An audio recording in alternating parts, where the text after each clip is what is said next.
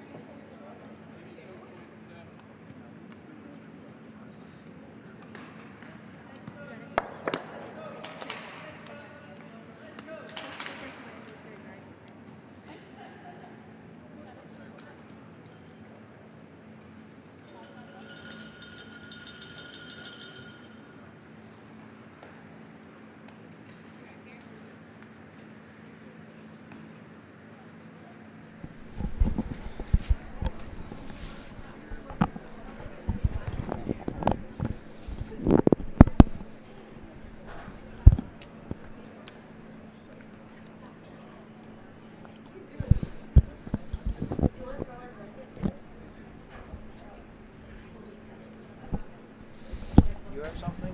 Mm-mm. You got dead. He sees me, but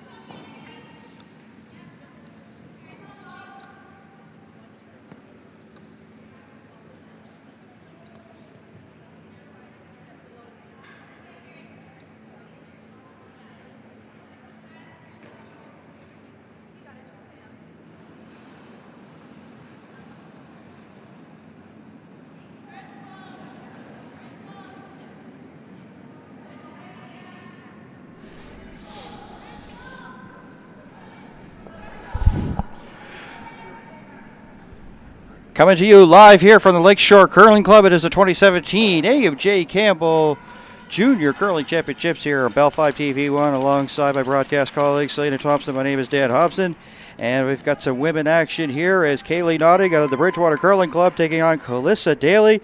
And Selena, these teams have met previously here in these championships, so there's going to be no surprise factor as we get underway with this one. Let's get your thoughts on this one as we have the opening rocks on its way. yeah, they sure have met each other a couple days ago. The first draw for each of these teams was against each other. Notting had the win there and made it on to the A qualifying final, which she lost, I guess that was last night, to Kaitlin Jones. So both still looking for a qualifying spot in these championships, or not even qualifier, sorry, the A position. So what happens is if you win all three qualifiers, you win the whole thing. It's triple knockout, but both teams still very much in the running in this B section. And I think it should be a really good game. I've seen some great shots. I was watching the Notting Jones game last night from home. Well, I guess, yeah, I think you were on the call and had that one. I think you've had a lot of their games. Haven't watched Daly at this championships, but I did have the benefit of playing against them earlier this year a couple times. And I got Calissa on a day where she did not miss a shot. And so that was pretty impressive. So hopefully for them, they can pull that out here and get a win. Yeah, I was joking with my production crew. It seems like I've been calling a lot of the Notting games pretty well, every one so far. Probably the people back home. Him again. They're tired of you. Yeah, maybe.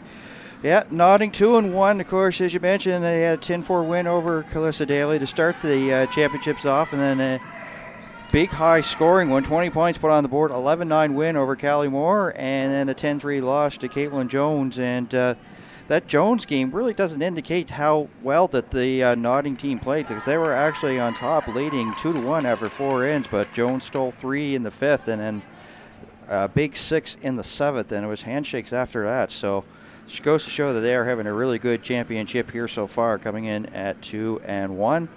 And as you see, Daly has the hammer, throwing the Yellowstones here and in number 1. And we just had a bit of a miss there from Team Notting. This sheet C is the sheet that I have done 2 broadcasts on so far and have watched that be. It's the opposite direction that this stone is going. This is an out-turn throw, but the in-turn hit coming the other way has been running very straight along that 8-foot, and just had a little bit of a miss there from Team Notting to leave a Yellowstone in play. So now they were trying to sit 2. It doesn't look like that stone made it into the ring. So now you can see it's out. So another hit here. We'll quickly introduce the teams. Of course, this is Kaylee Notting of the Bridgewater Curling Club. We've seen Kerry Welven do some throws. We're now into the second. This is Alexis Chason. The third member is Kaitlin Notting, and skipped by Callie Notting, and their coach is Scott Notting, as I mentioned, of the Bridgewater Curling Club. So blue stone there belonging to Notting, lying 1. And this is more of the same that we've seen this week so far. 10 end games, 38 minutes of thinking time for each team. There'll be a break at the end of the 5th. But that is a long game. Most teams play 8 ends throughout the season in Bonspiels and on the cash spiel circuit if they're playing with the women's and men's. And so 10 ends is long, and you tend to find that teams just take an end or 2 to settle in. We see things pretty open, some hits. We just saw a rollout there, so maybe a tiny little window to put some pressure on. But you see Kaylee switching back and calling for the draw, maybe the come around, and then this is the most safe call of all, which is just a straight hit. We'd like to roll their shooter in. I think Daly would use a nosed hit here as a guard. So we're looking for a bit of a roll. Moving along here into the third rocks here, and in number 1. Of course, we've got another game going on, and it is on sheet E, Callie Moore versus Kaitlin Jones. Moore coming in at 1-1 and Jones at 2-0. So we will be, of course, no cameras on that sheet, but we will be providing you with scoring updates throughout this broadcast on that, because we know that people back home watching, trying to find things out about that game as we are into the third rock. As I mentioned, this is Kirsten Lynn, so we'll quickly run down the Daly foursome out of the Halifax Curling Club. Came in number 4 ranked in the Nova Scotia Junior Curling seedings. Haley Silver, Mandy Newhook, Kristen Lynn, of course, Dal Tiger, won a silver medal last year at the AUS Championships, skipped by Daly, and their coach is Kaylee McLean out of the Halifax Curling Club. And so far, as Selena mentioned, would probably be a pretty clean start here. And right now, the house is pretty empty. So I guess, I'm going to put your thought analysis hat on here and say, of course, with these teams, we've seen the aggressiveness of Notting scoring 21 points in their 2 victories. Not really afraid to stir things up and put a lot of rocks in play. Do you think that will probably benefit her against this team Daly? Yeah, I think so. You don't win by being defensive. You win by scoring points. You just have to be very careful how you do that. I did see the Notting team get in a bit of trouble with that last night. They were playing aggressively and, maybe didn't make some hits when it might have benefited them a bit more. But it's certainly not wrong, and I do like the aggressive style of play. I tend to be a more defensive skip, so I'm always impressed for those teams that go out and put those rocks in play. And it's all about positioning too. You can have not that many rocks in play and have great positioning and score points as well. So that's kind of what I'm hoping to see here, is some good shot making and some strategy that allows those rocks to be in play. Nose hit there by Lynn, and it sticks around to lie 1 here for Daly here in N1. And yeah, I didn't know that you were really defensive. I always thought you were run and gun. But Me? Yeah. No. We used to play like that. You always find it's funny. I was talking to another team, so I play at the Travelers level, which is, I suppose, more of an intermediate. We play against the elite teams in Nova Scotia, and we were finding our team was just getting in a bit of trouble fairly early on in the ends with just what I was saying, rock positioning. And so we the way Travelers works is when you win one year, you're ineligible to play the next year in the province. So we're kind of having an easy year. We already had our nationals, and we're back now. And I was talking with another team, and they're kind of having struggles and asking for some input into, you know, what we could do. And I said, well, the first thing is your team needs to talk about your strategy. There's so much to think about in curling. There's the execution, there's how your technical abilities are, but then there's the whole fact that you're going out and 4 players put together a team and have to make some shots and do what works best for you. So what I was finding with that team and what I found with my own team was we really needed a strategy that worked for us. So whether it's aggressive, you like rocks in play, or defensive, you don't, we were getting in trouble when there was rocks in play. So we said, you know what, let's play more defensive. It means we have lower scoring games. But certainly, you know, what you're mentioning with the higher scores that you were seeing, at least out of Team Notting. And I can say the same for Team Daly in my experience, is that they're not scared to have rocks in play either, despite what this end will indicate. But talk about a team strategy and figure out what works for you. yeah, so this is not going to be really indicating of what we could be possibly in for here as another hit. Certainly. And roll out. So, Yeah. you know, of course, congrats on having a really good season so far. I've been seeing some Thank of the you. things, so doing Yeah, we fantastic were on 4th at Nationals, which I joke is easier than saying we lost the bronze medal game, but it's still a very That's good positive showing. thinking. That's what it's all about these days. It's positive thinking. It is. Well, we thought we were out halfway through. We went 1-3. We had some very tight games, and then we made a tiebreaker and got in, won our quarterfinal, made the medal rounds, and yeah, it's amazing. I was exhausted for a week after. Probably took you about a week takes and a a half lot. to recharge the batteries, as you mentioned there. Exactly. So, as you see, we just saw the blank there, so they'll continue to carry the hammer over here into end number 2. And nothing to report on sheet E for that one in the update game between Kaitlin Jones. And of course, Kaitlin Jones curling out of the Halifax Curling Club, taking on Callie Moore out of the CFB Curling Club in Halifax, and nothing yet to report, of course. That should be a dandy of a game, and we're going to gladly do our best to keep you updated on that one. The battle of 1 versus 2 teams, according to the Nova Scotia Junior Curling Provincial Rankings. So, be a dandy of a game, and we'll pass along updates if we get any throughout the contest here on TV1. These 2 games this afternoon are leading toward the B section qualifying spot. So the winner of each of these games will play each other for that qualifier. So far, pretty well the conservative start, as we sort of expected, but you know, you just got to think that probably we get maybe to that third end, and all of a sudden it'll be game on, and there'll be so many stones in play that we won't be able to count them all, and sort of things like that. But well, we did get a center guard there from Kerry Welven, lead for Team Notting. So that's always nice to see. As a commentator, I find I get a little excited when there's that really nice first guard to the end. That's a high guard, and we just see the tick attempt there from Haley Silver. Just a little wide, didn't curl up enough to get the tick. I think it's early enough in the game that, and that guard's high enough that they could have played a come around there as well. But that tick is a defensive call, certainly.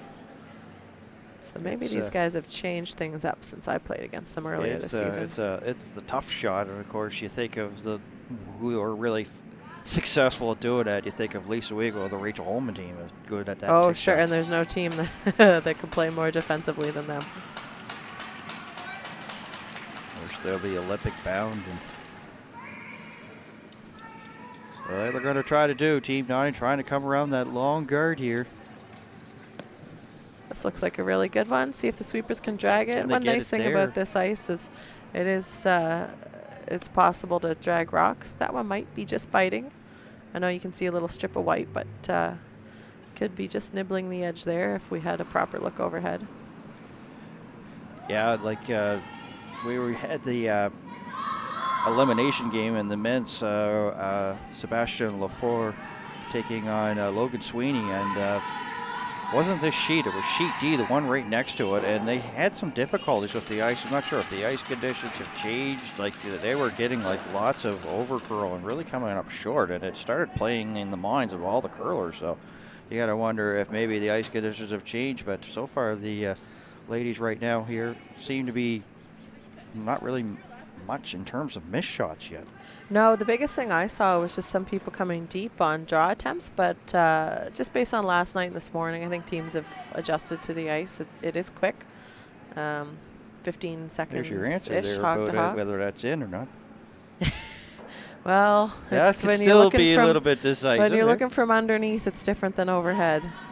You got to have your head right over it, and we don't. You can't have cameras everywhere, so the camera's centered over the pin, which is the most important place, but sometimes those side ones are deceiving. Gets by the long guard and gets by that second one and removes the yellow stone. Could be lying 1 or 2. So this is interesting here. Nodding is throwing the blue stones. Does not have hammer. They're sitting 2 with either a long guard and a tight guard, or a long guard and a just nibbler. But there is the one at the back 8. And I mentioned that Calissa had her defensive call was the first, which was the tick, which wasn't made. And now they're playing into things. It's Mandy Newhooks. They're trying to go hard and try to get by. Daly going to come up, so they'll get like 3 brushes on it. This looks like a good one. And They can actually get it to Daly the will take forefoot. over. It does. and It they get a do. touch of the 4. And that is almost buried. It's really hard, just a little straight on the sheet I was mentioning on that one side. And it is tough to bury them, and that is a long guard. But when you have the up weight, it really isn't going to curl. And Well, you can see it's pretty much buried behind that blue stone. the defending champions from last year are Kaitlin Jones. Of course, a little bit of a different team. Of course, she's one of the newbies as well as Lindsay Burgess, new to the team. But, of course, they are defending champions, and they didn't take long to get things going there on sheet E, putting up a 3 spot against Callie Moore and lead 3-0 after 1. So here's Alexis Chasson. For Team Nodding, I think you want to keep that center guard. You want to keep your rock out front. So I like this call. They didn't get it by the one at the back, but the really nice thing is that center guard's still out front, and their stone is dead buried behind it. So Calissa's going to have to be careful here. If you get too many yellow stones and create a wall for the blue stones, it's not ideal. A peel of that front, I find I'm always an advocate for clearing the front. If you have hammer and you're tightening down the scoring area like is happening right now, it's basically now into the 4 foot is where Calissa is looking to score. I don't mind peeling the guard. Now she's coming around, using that blue stone as a guard. Just a matter of preference, but of course, I agree with you on that. Is get rid of some of that stuff that's out there in front. Yeah, your shot stone, but it's behind the tee line, and it's going to be hard to get your second point as the end progresses. And we know that Callie Nodding is not going to be removing that front guard. So as you see, the curls that's going to get away from that front one, and it's going to touch that blue one. So guess what? We can remove all doubt. Now it's definitely in. that one's in. Yeah, so now you see the problem with that call is your yellow stone's now blocking your draw path to that button on the right side. You have the left side, but the other team's now going to block that path. So the way to, I say, miss this shot, if you're thinking about, okay, what's acceptable, you're not shot, but if you can kind of junk up the front and keep things cluttered, being light's not the end of the world here. And we are into mate stones. Kaitlin Nodding.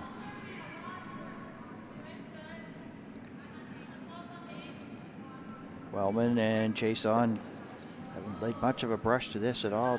No, they're waiting for it, but it does look heavy. Now they'd like to get some action on that yellow stone that is shot. Gonna get any of it. Get a little slight touch of. Yes, that's not the way you want to miss that shot, because that blue is not helping Team Notting right now. It's not really helping anybody. The peel is still a good call here. See Daly assessing the situation and going through the almost as old just turning in the head, figure out what to do here. And this is a situation where when I talk about team strategy, you say, what do you do? If we're going to score, are we okay with scoring one? And I think that's why you would play shots like this. But if you want to score your couple, or you can still get away with a blank, maybe. I don't know. It's kind of lots of stones in the rings right now. They seem committed to trying to score and trying to score a couple.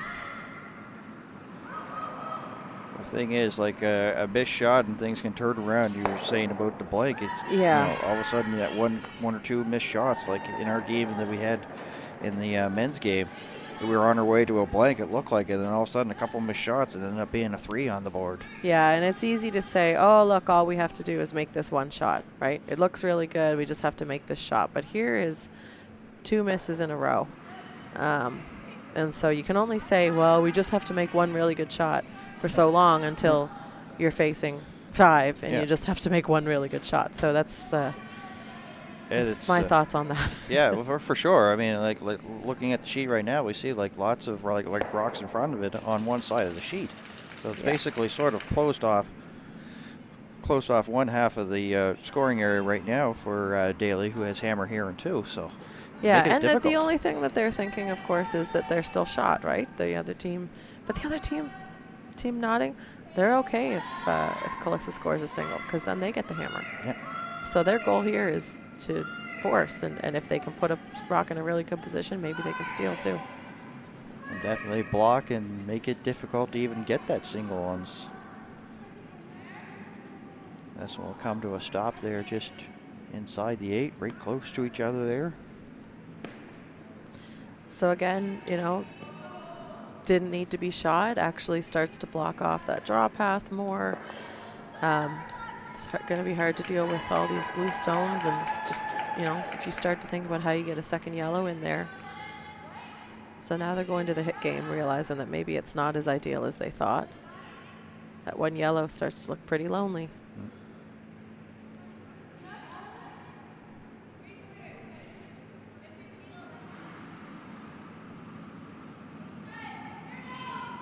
Lynn taking her time here, getting ready for this big one here, and gonna throw the big weight as you see here.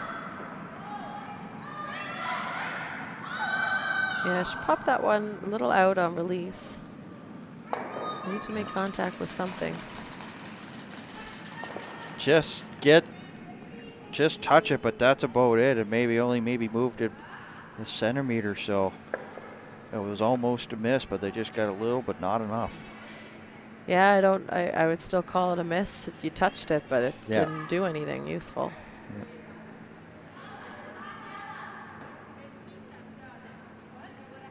So, more of the same here. Team Notting's okay with this.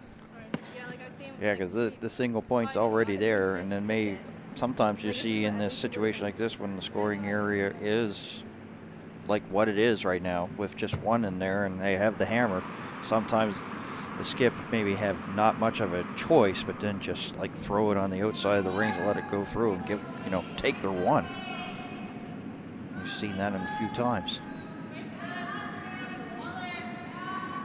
Really nodding here as we're going to skip rocks in 2.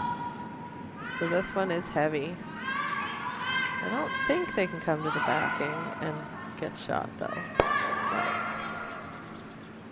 So yellow's still shot. They'll bump their blue back, and as you said, yellow remain the shot stone. Yeah, I think Calissa's committed. She all end was saying, well, we just got to make this one. They haven't made it, but Team Notting hasn't totally shut down that area. So even if you can get a little piece tucked under, the only thing you can't do is leave your stone wide open. and leave a double for Notting to sit 5. You got to tuck a corner to this, and this is where comes down. You're the skipper. Make your shots.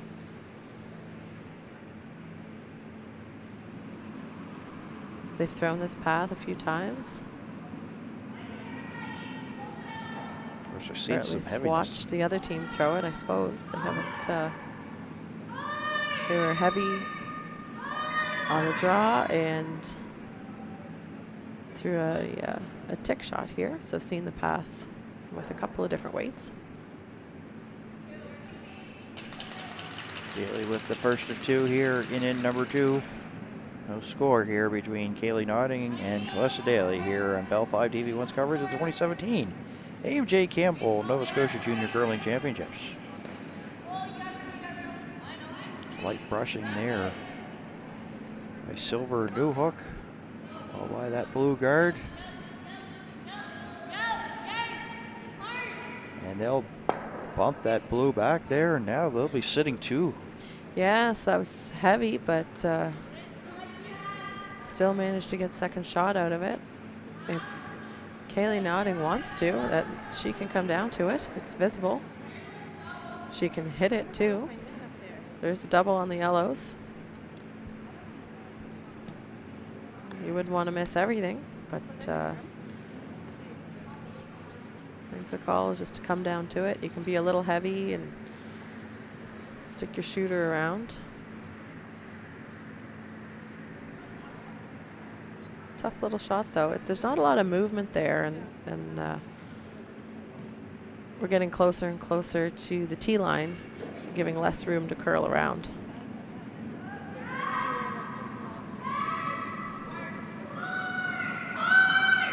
So it turned out to be an okay shot from Calissa Daly, and so on her last, Callie Notting's facing a couple, like to just freeze into that pocket and take the end away.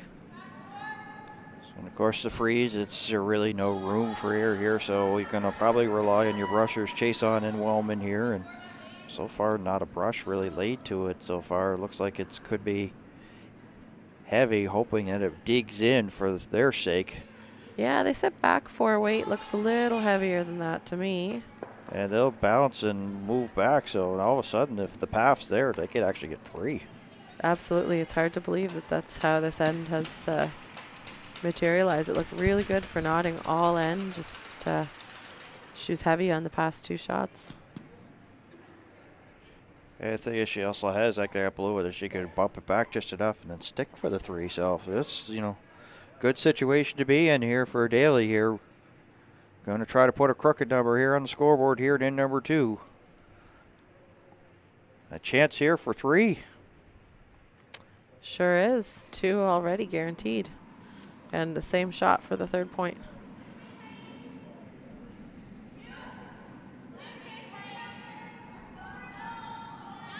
Silver and Newhook there. And Suze out of her hand brushing. The producer, Sean Senator, getting a great look here as they scrub that rock. Gonna push it. And they hope they didn't push that yellow too far. I think it's good for 3. Yeah. They're pretty happy that and confident in the 3. So 3-0 for Daly over Notting here in the second. And we talked about it probably seconds ago how quickly things can change with, missed shots here and there. And it was almost like looking at a single point. And I'm saying play the peel and get yourself a chance to score. And they proved me a little wrong on that. It's tough because you do need the other team to miss, and they did get that. So still nothing new to report there on sheet E. Kaitlin Jones and Callie Moore. Moore came in 1-1 and Jones 2-0. Said it was 3-0 for Kaitlin Jones. Just scored a 3 in the first. And nothing really new to report here, so on that one. So now Notting will have the hammer here, throwing the blue stones and in number 3. Leading by a score of 3-0 is Calissa Daly here out of the Halifax Curling Club. A lot of curling experience here on that team at the Atlantic University sport level. So, of course, Lynn was with Dalhousie and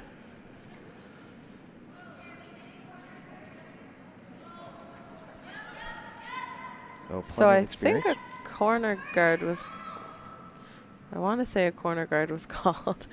I think Kerry took the liberty of deciding the shot was a hit. I think. I thought that Callie called a guard, but she might have changed it and I didn't notice.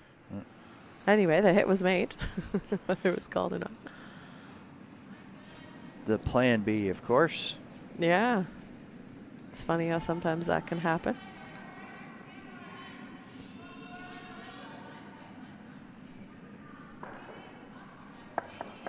Haley Silver, age of 17 years of age, has curled for 9 years. As I mentioned, curls out of the Halifax Curling Club, grade 12 student of the Halifax West High School, and plans to attend Dal and take on science and go to med school. And when she's not at the curling rate, you can probably see her horseback riding. So she's just like you regularly see other curlers that get into other sports there.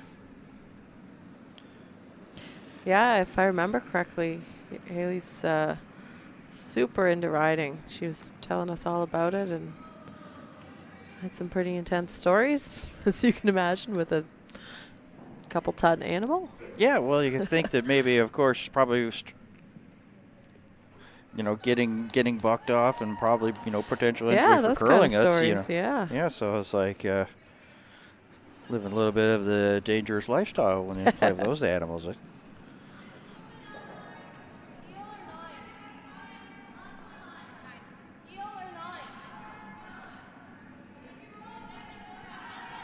As we wait to throw from Mandy Newhook, age 19 years of age.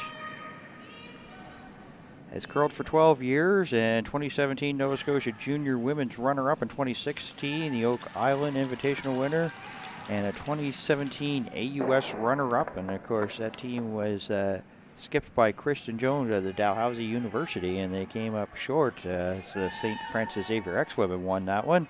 Curling out of the Halifax Curling Club, the second-year marine biology student at Dal.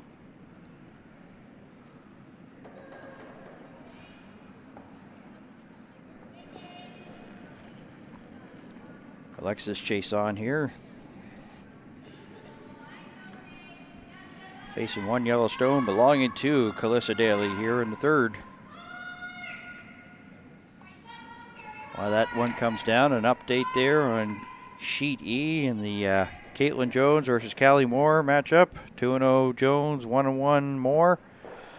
Jones has put another one on the board, so it's 4-0 as they're in the third.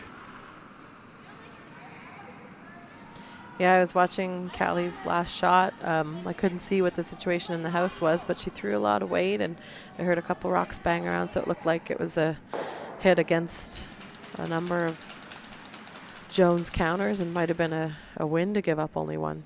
Yeah, we take a little peek off this one there with our own eyes and see that she did a situation where Jones has now got two here in the early goings of the third.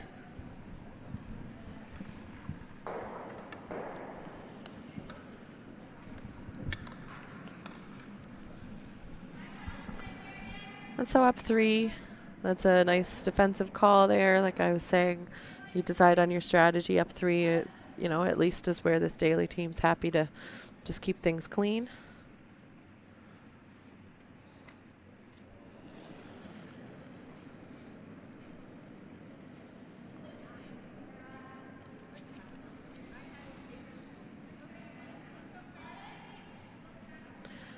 And the guard will go back up. Although this one looks like it's coming in. Might be a little heavy there from Alexis.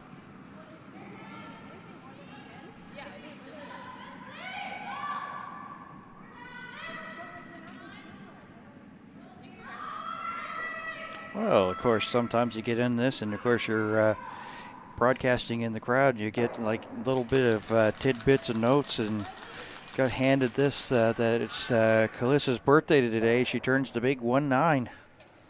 Hoping for a little bit of a birthday cake and a celebration cake combo here. She can get a win here this afternoon. Absolutely. Kirsten Lind, of course, as I mentioned earlier, was a runner-up. Of course, was the third there last year in the AUS Women's Curling Championships, a runner-up, and other accomplishments, 2013 Under-15 champion, the 2014 PANS runner-up.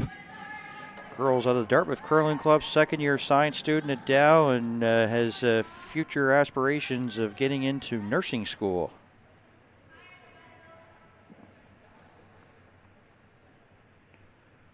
So Daly still lying one here of Oakhammer in number 3.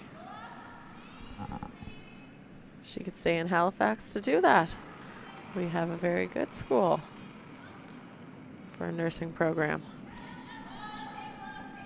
I'm finding it very interesting to see all these little tidbits, what the players want to do or they want to go to school. Many of them, of course, are in university, and we have a lot of science majors, commerce, kinesiology. Trying to remember any of the other ones if I'm missing anything. I think you hit them pretty well. Haven't heard any arts history majors yet. One of the guys has an interest in photography, so. Well, there you remember. go. I think it's from one of the Fort teams, if memory serves me correct. So, of course, also one of them wants to be a technician in fireworks. So That would be a cool or hot job, I guess.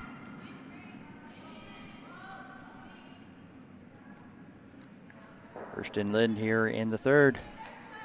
Light brushing here by Newhook. The draw attempt from Team Notting actually bumped the Daly Yellowstone in on the side, which is very, very unfortunate. So now just a draw to sit 3 there from Kirsten. And so now, you're probably not going to have a blank here. So just give yourself a chance to score. Try and get 2. I don't mind even. I find junior teams don't play too often unless they're really desperate for points or later in a game. There's little bumps around, so you could tap this Yellowstone behind the tee line, leave your shooter in front, and give yourself something to come to or jam on, because we are down to the end of mate stones here. Only after this stone's thrown, only 4 stones left. Kaitlin Notting with the assistance of Wellman and Chase on. Bump that lead rock there, and we'll just get a little roll there to the 8-foot area. Be second shot. Yeah, they could have played that 2 ways. They were trying to roll in front of the yellow shot stone at the back. They could have let it go and rolled a bit more. And gone in behind the situation over on the side. But it's really one or the other. And so when you're in between, it's hard to make either shot. So this is a pretty straightforward hit. You can jam on the back yellow one as long as you throw enough weight and cause them both to be removed. Here's the birthday girl with the first of 2 for her in number 3. Up by 3. Silver, Newhook, front end, and holding the broom, Lind and Colin line was Daly there. And they got away without the jam, so that's a great shot. And lying 3. And looking and assessing a situation is the Notting duel.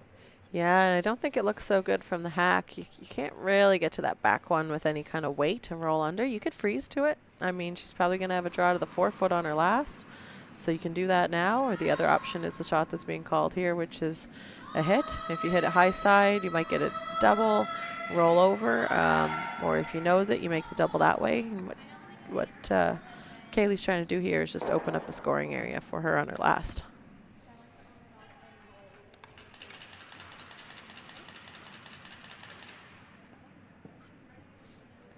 Yeah, we've been, of course, talking about some of the age frames. There's Chase on and Kaitlin Notting, 15 years of age, and here they are, like on the big stage of things, and you know, definitely a learning experience here for them. And you know, if they keep this team together, they have a really good future for sure. Nose hit, and they try to get that yellow one in the back 4, back 8, and there blows by. So Daly pretty well just going to replace it. Just curl up a bit too much to get the double, but leaves the shooter in front. So Calissa probably isn't going to play this too cute. She might lose her shooter to make sure that she removes that blue stone. As much as she'd love to stick around out front and block any kind of a hit on shot stone, I think it's more important that you don't jam.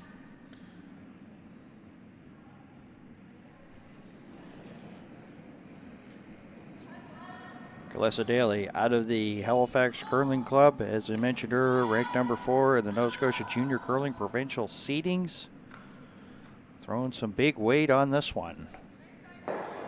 As you said, might lose her shooter, did lose her shooter, so lying to right now is Daly. And so pretty well draw left here for Notting. Yeah, she got the draw in the head, and it's always a dilemma, and it makes it the most hard when when the shot that you're trying to outcount is biting the forefoot. Sometimes teams will play the draw with backing, and if you give the ice for the draw and you throw it too heavy, the backing's not there. So I think you best decide to throw a draw with no backing or throw the hit. She's elected to throw the hit here. And she just threw in this path. She knows the weight. She knows what she has to do here for final stone here in number 3, Kaylee Notting of the Bridgewater Curling Club. Hoping to get a single. Be only down by 2 after 3. Well, needs the shooter to stick, though. Yes, for sure. And does stick there for the nose hit to get the single point here in end number 3. So 3-1 is where we stand here after 3 ends of play. Quickly taking a look here. It's still 4-0 there for Kaitlin Jones over Callie Moore on sheet E. So people wanting to tune in, of course, if you want quicker results, you could actually head to nscurl.com and get the live stats and up-to-date scoring there as well. If we don't get the updates as quick as you probably either desire, so. But of course, we'll keep an eye on things throughout the entire broadcast here on Bell 5 TV1. 3-1, as you see the 1 swinging back and forth there on the scoreboard. And in number 4, Daly has hammer once again. And right now for Calissa Daly, pretty well everything's coming up roses here on her birthday. She's, you know, you want to have the hammer on even ends. Check to that. She's, you know, basically controlled the play. Check to that. It's, you know, basically they've played pretty good, solid first 3 ends of play. Yeah, very good third end, actually. The first, both teams were making their shots, a couple rollouts, but nothing too crazy happened there. The second could have gone either way. It was really interesting. I thought that it was favoring Team Notting, but Calissa had a couple good ones, and Kaylee unfortunately didn't. So that's how that second end ended up, and then a really nice end from Team Daly in the third, keeping things clean. They made all their shots, and you're going to really limit the other team's ability to score when you do that. Here is Kerry Welven. She lives in Bridgewater, Nova Scotia, 16 years of age, and she started curling at the age of 5, has been doing it for 11 years, and attends Parkview Educational Center.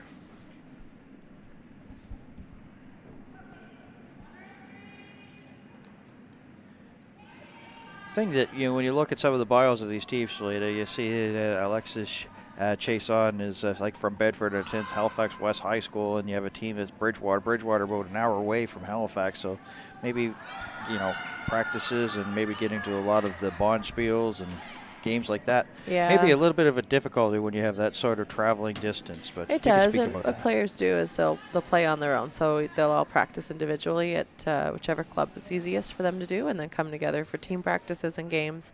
And those will be the more, thoughtfully laid out practices where you basically work on your strategy as a team, your execution as a team, how you throw. It's really important.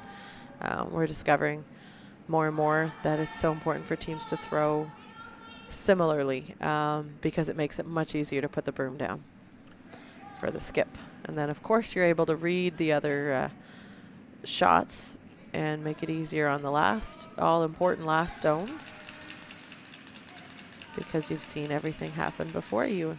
So that's the way that goes with those teams that don't necessarily always live in the same places. Callie Moore is on the board there on sheet E. She got a single point in number 3, so now it's 4-1 there. Kaitlin Jones over Callie Moore in women's action here at the Nova Scotia Junior Curling Championships presented by AMJ Campbell.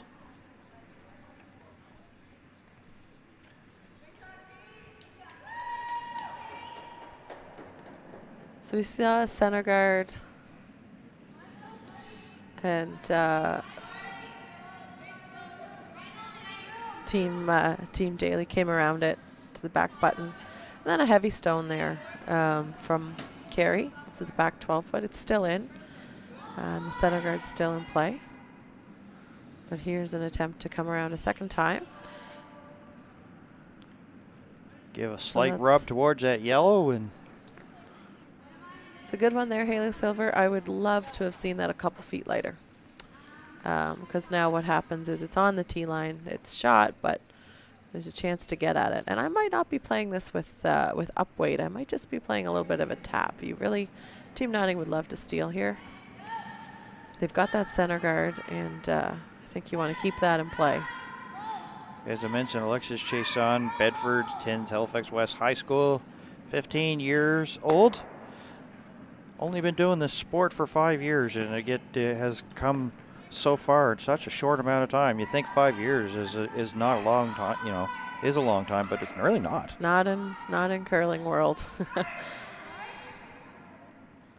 Be at this caliber after 5 years of doing it, that's compliments to her, putting in a lot of more time, on the stage and getting herself used to this type of caliber competition. So, there's a lot of times that she's definitely at the rink doing extra throws, as you mentioned. May not be with her team, but just, playing just to get some practice in and be sharp there for the competitions. Mandy Newhook with a throw on the way.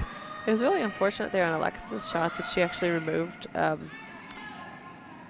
the team's blue stone from out front. I think the sweepers could have got it by. They let it go a little bit because this gives Team Daly a chance to come in again. Here you see them. 1, 2, so 3. They sit 3, but there's a double here on the yellows. I think you throw enough weight to make sure that maybe you lose your shooter, but I think you kind of want to make the double at this point and lose that top stone. If you don't, then Team Daly will have a chance to have rocks spread out in the rings. Front end here of Wellman and Kaitlin Notting on it right away as it was released out of Chason's hands. Trying to hold the line to get the 2. 1 to just gotta stick that yellow one right on the lid, and the shooter will roll just touching the 12-foot area. Yeah, so the shooter roll to the side isn't first or second, it's actually third shot. So Calissa doesn't have to hit this, but it actually is probably the best chance to keep the Yellowstone spread apart. So Newhook once again and throws the big up weight on it, and so far Lyndon Silver just there for looks. And they'll miss that one and sail towards the back. So that was a big out for Team Notting.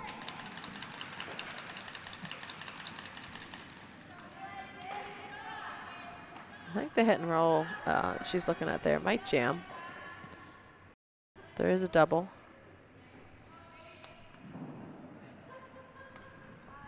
If you play it with soft enough weight, you can hit this shot stone a little thinner and roll appropriately. If you play the up weight, I think to miss your shooter out.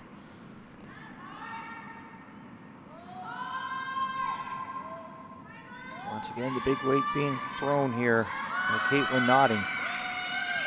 Trying to get the double. Couple of yellow messes, and according to them, they get the one and they get the roll, and the roll to the wing and be in the 12-foot area, so the shot rock still belonging to Daly. It was well called for the line, but based on the weight that was thrown, that's the problem that you see there is the shooter rolled too far and remains not shot stone. So Callista's just going to go over, call this shot again. I think she's tightened up the ice a little bit. It's Kirsten's throw now.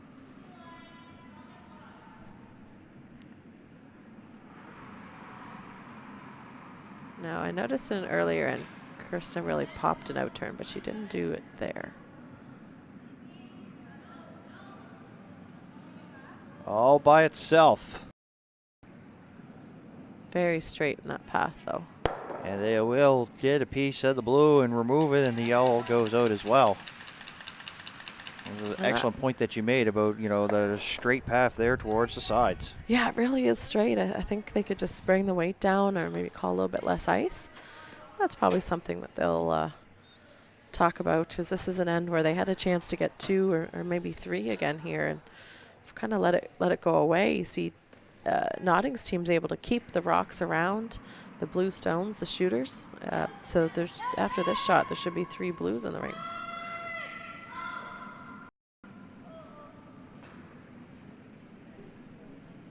Teams have put their hitting pants on here in the end, in number 4, and as you said, chance to lie 3, and they will lie 3 here for the team of the Bridgewater Curling Club. That's going to be big for Team Notting. They've obviously struggled a little bit this game so far with execution and maybe just knowing where to put the broom. So to sit 3 is will be nice mentally to have.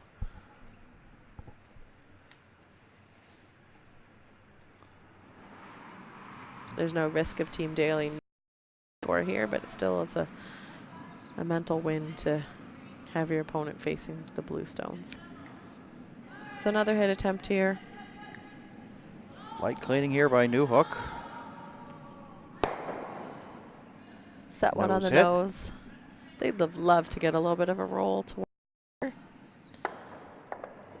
But sitting shot back house is A-okay. So once again, Callie and Kaitlin will discuss their options here. So definitely, as you mentioned, it was a they've had a little bit of a tough game here so far, and it's definitely a bounce back in for them, and good to get that confidence going. Because last night when I was calling the game, I said, being around, and of course being around the team, they were a pretty well loose team. Their coach is pretty got nodding, and to be that loose, that's what you got to be. And I don't, maybe possibly like what the disastrous end, of course, that happened yesterday against Jones, where they gave up the 6 and was handshakes after that. You were kind of maybe thinking they might have been a little bit, tentative, but this is what they needed. Yeah, I only saw the 3 in that game, and it ended up being another instance of maybe not peeling when they could have, and then missed shots. But I saw the 6 get put up later, and it'll be nice to have a solid game. Just start making some shots, get your confidence back. But they do seem loose. They're positive out on the ice, which is nice to see. Yep. They show a level of maturity that is definitely beyond their years or what would be expected of. That's an excellent point. A bunch of 15, 16-year-olds. Yeah, they're 15. Yeah, oh, sorry, Kaylee's 18. She's the old one on the team. yeah, but it's still an excellent point there. So,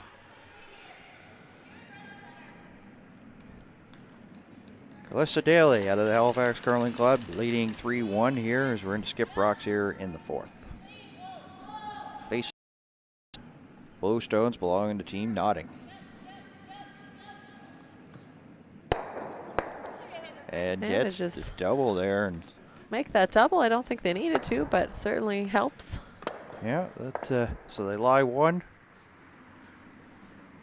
And she knows she's going for the single point here, so that helps. If you ever to throw your last shot and for some reason roll out, it's better to roll out if you're only giving up a couple versus more than that.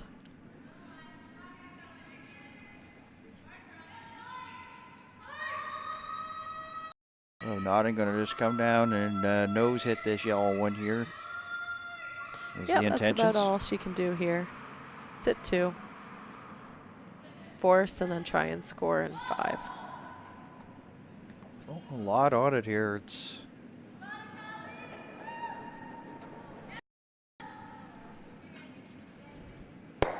so they fixed the ice there. That was where they were having some issues earlier in the end with hitting wide. There was a flash and a rollout. So that's a good recovery.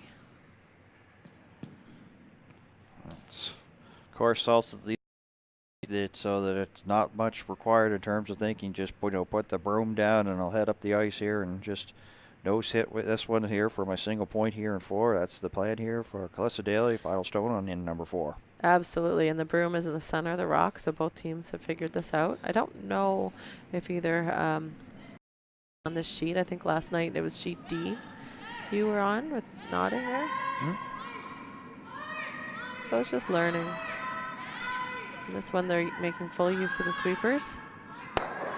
Don't want to roll out, and that should stick around for a single. And they do get the single point here in 4. 4-1 the score after 4 ends of play, and everybody probably tuning in, wondering what's going on sheet E with the team Kaitlin Jones. Of course, Kaitlin Jones curling out of the Halifax Curling Club, defending champions of this event. Right now, there's really nothing new to report. They're actually into skip stones as Jones is making her way up the ice, so pretty well a couple of seconds we'll have a updated score for you. So as of now, it still remains 4-1 for Jones over Callie Moore as they play the 4th. And we'll get back to our main event game. TV1 cameras delighted to be here at the AMJ Campbell Nova Scotia Junior Curling Championships. 4-1 Daly over Notting. Notting been with a record of 2-1, and Kaitlin Daly 1-1. And it's funny how it goes. This is the second time these two teams have met. If you just missed a little bit of the start of this, of course, on opening day, Daly lost to Notting. 10-4 was the score. Hoping to maybe even this series and get a win here this afternoon. Kaitlin Jones just successfully made a hit for 3 and maybe 4, definitely at least 3. So I think the score there is now 7-1. Well, that team, Callie Moore, they've been like climbing an uphill battle pretty well since the start of that one, giving up 3 in the first and then 1 in the second, 4-0. So if you are correct, which 9.9999 times out of 10 you are, that could maybe be not another quite big that much.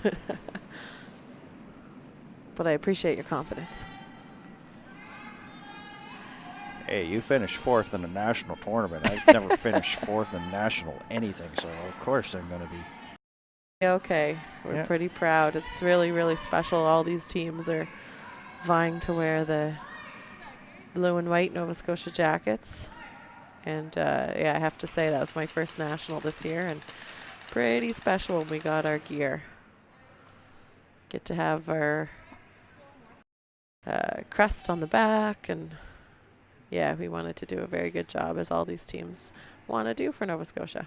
And of course, Selena is in a curling family. Of course, her brother Stuart and Kendall Thompson, both who are going to be at the Tankard, which we'll cover in a couple of weeks. So all of a sudden, I bet your mother and father have sort of like a Thompson Hall of Fame with all those sweaters and trophies hung up and all over the place there. I don't know. I guess we're maybe more modest. I don't think they have anything up.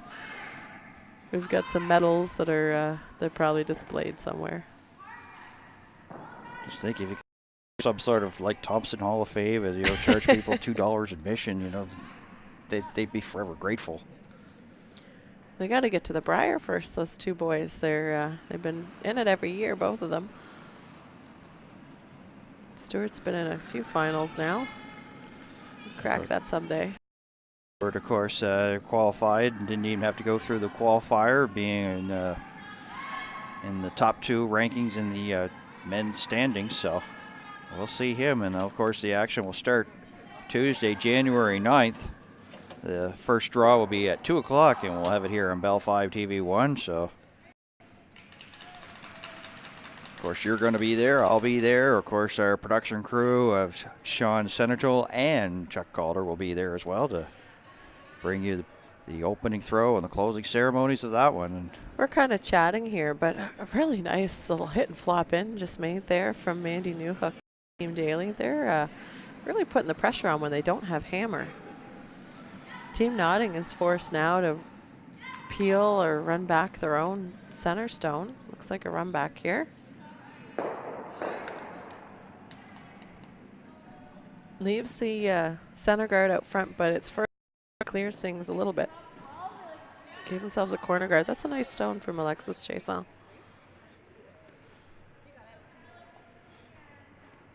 open things up there, moving a little bit of granite in front of the house.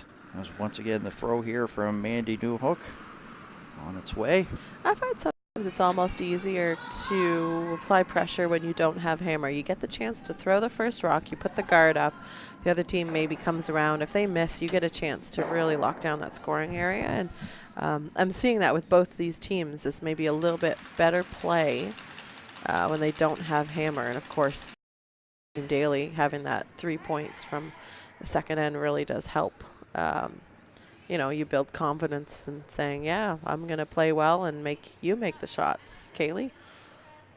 Yeah, Daly, of course, getting Newhook here, just a throw guard blocking, and seen some of the area in front of the house there sort of blocked off now. So, as you mentioned, Chason had a nice shot. See if she's got another one here for the team Notting.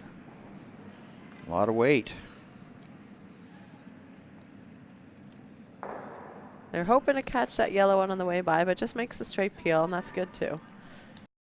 Problem is that was their only blue stone out front, so they would have loved if it was going to be run into something. But you can see there from our camera angle that shot stone's accessible, and that second, well, it's the only guard now. That yellow guard is tight to the ring, so it's certainly available for a run back.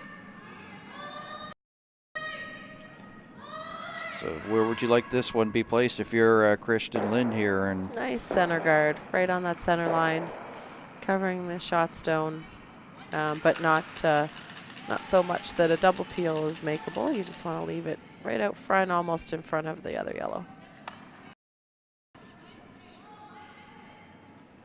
Just waiting for this one. Looks like the weight's all there, so I don't think the sweepers, even if they were asked to sweep for line, I don't think they want to.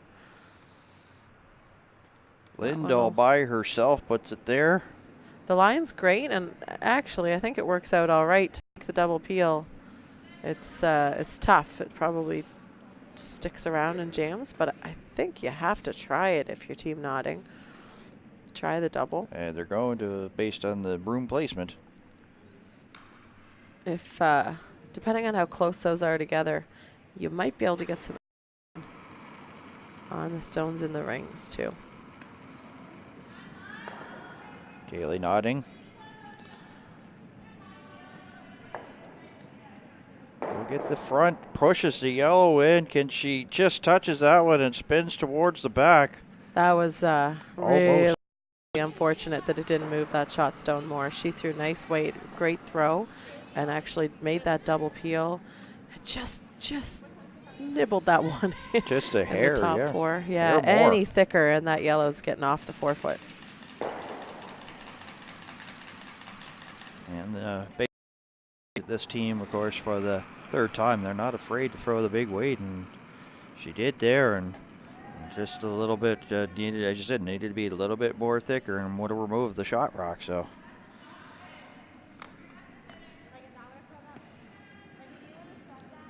slight cleaning here by Newhook. And they're pretty well going to try to close it once again Calissa Daly closing things down here, trying to block what they got. And we're on, there's 3 stones left for Notting. And they're dealing with 2 in the rings and 1 guard. And you know Kaylee's starting to think the last shot, which is probably going to be a draw against a couple. But I think you almost have to wait.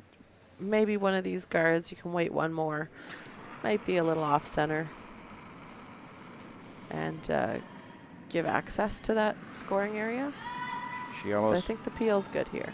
Yeah, she almost had a near perfect shot on her previous one. Now she'll just remove the yellow guard. The shooter will go. Basically a setup shot for their next one here. Of course, they'll be in the skip stones here. Yeah, and Calissa's not going to mess around. Just put that guard back up. I don't think, even on her last, if the peel is made on the next shot, Callie may not throw a peel, but if this guard is peeled, I don't even know that Calissa needs to go in the rings to sit 3. I think sitting 2 is A-okay. You're up 3 points, and you're at this point forcing. And that stone top 4 foot is just so good, I don't think you want to mess around with it. Skip rocks here in number 5, Daly. With Oathammer setting 2, trying to guard there.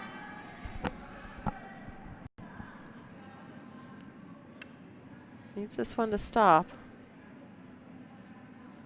I don't want that to really go too deep. Yeah, They're the problem when it goes deeper is it over curls and it leaves double, brings it into the ring. So believe it or not, stone came a little deep. There is a chance here for Kaylee Notting.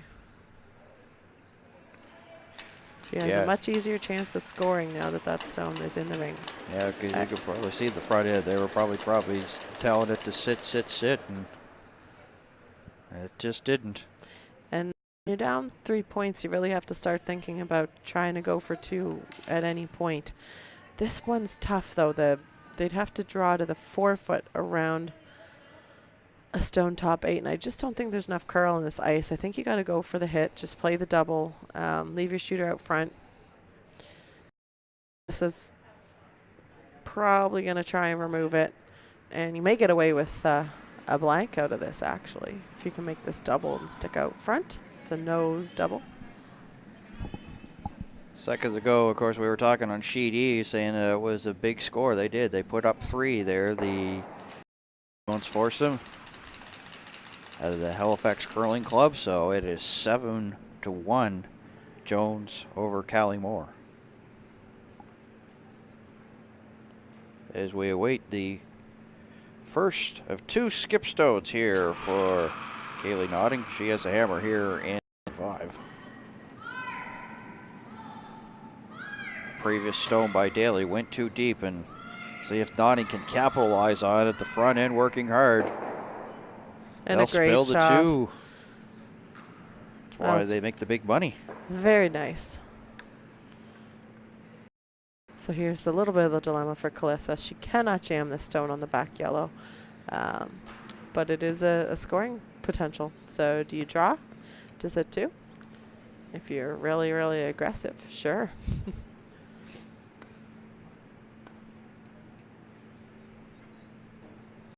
Thing with this, again, as I always think and what runs through my head and probably some others, is if you throw this a little deep, do you leave a double for 2? If you peel that stone out of there, there's no shot for 2.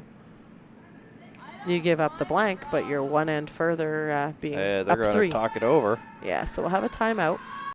First of 2 here, so the respective coaches will see Scott Notting and Kaylee McLean.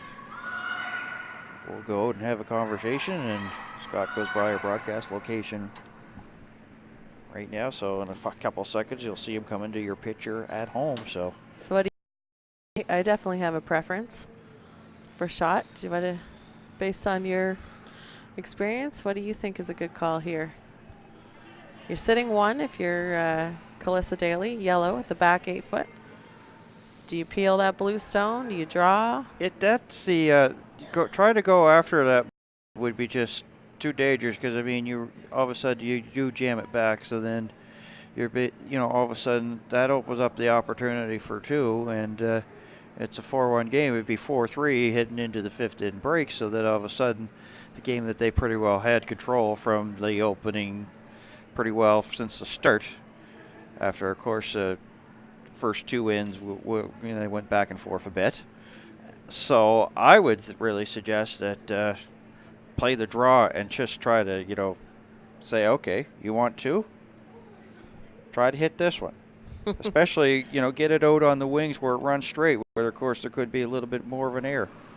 Of course, that's just me. That's crazy. I see it the other way. I have a clear preference to actually hit that stone.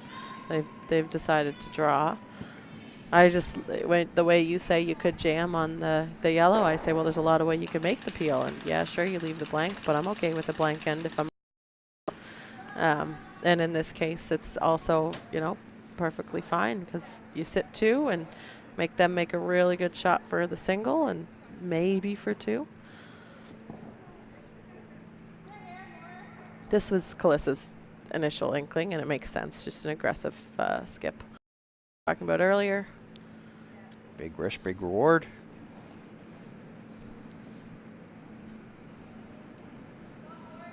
And I think we have handshakes there on, or was that the 5th end break? We're at the 5th end break. Never mind. Yeah. Sorry. Or a timeout. Sorry. Yeah. Oh, there's still rocks in play. So where is this one going? Is it deep? It looks like it's going to go deep, and it actually may sail out towards the back and out. And so that was my concern there, but Kaylee still is going to have to make a one to get 2. Her shooter's in her last rock is in the way, but there's not a very far tap for 2. And I think what you do with this one is you play it like a draw. You draw to the back 4 foot, back 8 foot, and your sweepers take it if the line's good. You just don't want to throw it so heavy. You do what Kalissa just did and go through. So they've tightened up the ice. See, that's dead buried. So she's going to have to get a bit of movement at the end, which is why the down weight will be played. I suspect this is more like a back line. She's looking now just running her own back, which is also a good, if she doesn't think it's going to curl around that blue stone and make enough contact with the yellow to move it and stick the shooter, that's the reason for this. And this is basically an identical, which was a nose double. Now this is a nose run for 2. She's not scared to throw the big shots. Yeah, final stone here at in number 5 before the 5th inning break. It's going to by be close. 3. Going to try to run it back. Does. What a gosh. 4-2, and that will probably get them smiling once again. They're back in Bridgewater, seeing that nice shot as they run it back to get to 2. Yeah, it'll actually be 4-3. 4-3, yeah. And then Team Daly. So we're in the 5th end break here. AMJ Campbell Provincial Junior Curling Championships. And we'll take a 5-minute break, and Team Daly will have the hammer up 4-3 when we return.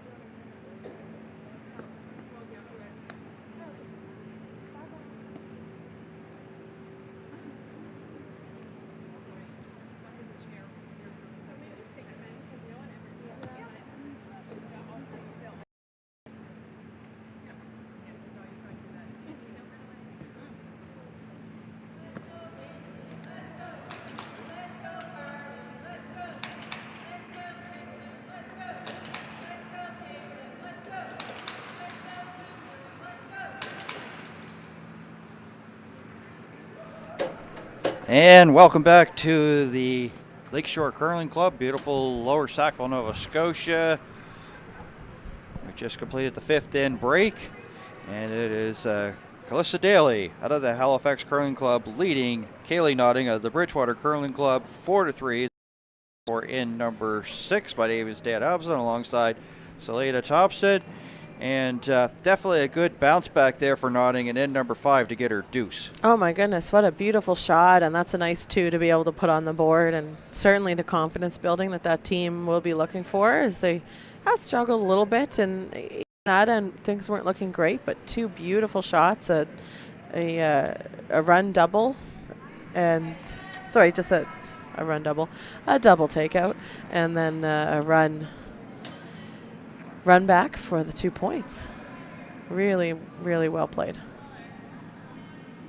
So as you see, Daly will have the hammer here in the 6th, throwing the yellow stone. So, of course, Notting will put up a center guard to get things started here in the second half of this one. So, yeah, for Team Daly, just, it was a big 2 points, and Calissa had missed her last thrown through the ring.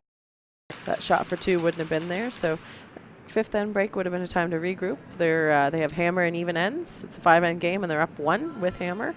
So it's a really nice position to be in. And to keep that in mind, it would be a little disheartening to see that shot made against you, but keep positive. You're still winning this game.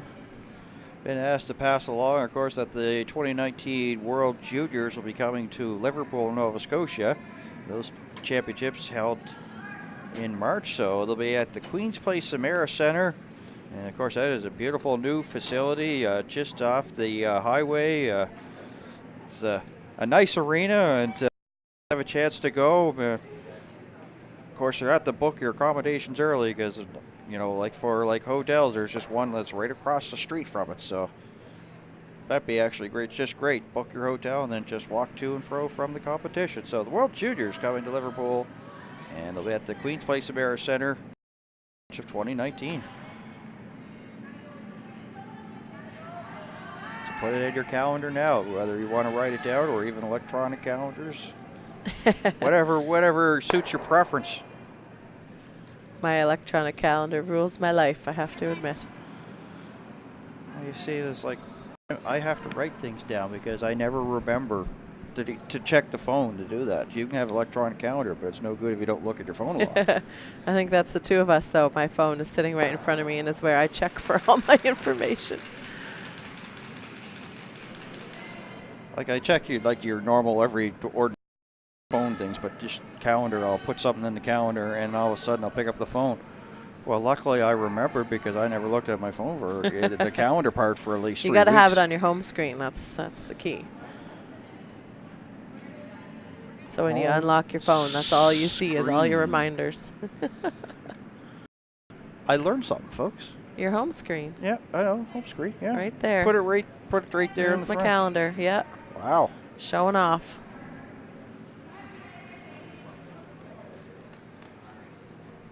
And of course, it had your reminder to come here. It did, absolutely. You put the location in, it tells you, oh, you're going to have to leave in 10 minutes to make it on time. It's a beautiful system. But nothing good for time management. Nothing for sure. beats the writing something in a calendar, I do have to say. My to-do lists are all handwritten. Comes around that guard and I'll probably try to get a little portion of that yellow stone and pushes it and rolls a little bit too far. It's been an interesting end so far. Of course, Notting with the blue stones has that center guard out front. They're down. They need to steal. And Daly's been coming around, and there's been a hit made, and just that one coming a little deep and just wicking off the side. It's just, a deep stone from Team Daly leaves a door open for Notting, and they throw heavy, leaves a door open for Daly. And I think this end's going to be a rush to whoever makes this draw in the top house instead of the back. Daly going to come out maybe here to relieve, and now they got 3 sweepers, and they'll get past that blue one. Just barely do, and it's by, but it's light, so that in essence is the other side. Is a center guard for Team Notting, and Kaylee Notting quick to put the broom down. No This is an awesome opportunity to sit shot stone. Still 7-1 there on sheet E with Kaitlin Jones leading that one over Callie Moore. And you could hear that was Chase Odd yelling hard, so they're going to go hard. Hopefully not over that blue one that is going to come into your screen in just a couple of seconds. Definitely well by the blue, but light. not that yellow. And they're hoping it doesn't tick that yellow in. Just the slow good down. thing is, and if I was those sweepers, the lead and third for Team Notting, I'd have been sweeping that a little harder. It gets disheartening and you don't want to. But you just make sure it did rub off, but you want to make sure it rubs off that yellow stone and hits it thin so that you have that available for a raise.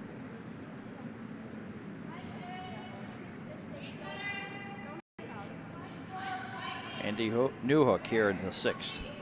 And here's another opportunity, Team Daly. They tend to not play the peel, I'm noticing. They could have peeled here. That center guard, they're up in points. They could have peeled that center guard. They went for and hopefully this one doesn't go too deep. It'll cover the pin just at the back of the button. So there is room on that in-turn draw side. I think I'd be pretty fast to put my broom down right in front of that yellow stone if I were Callie. We just saw that path. She is a little hesitant, yeah. Yeah, they're looking at a run back. I'm not quite sure why.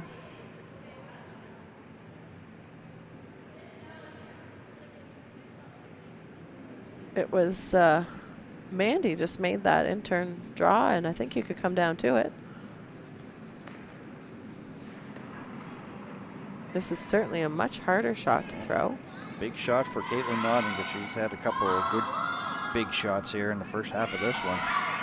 Hoping that she can pull off another. Run back, 1. Yellow.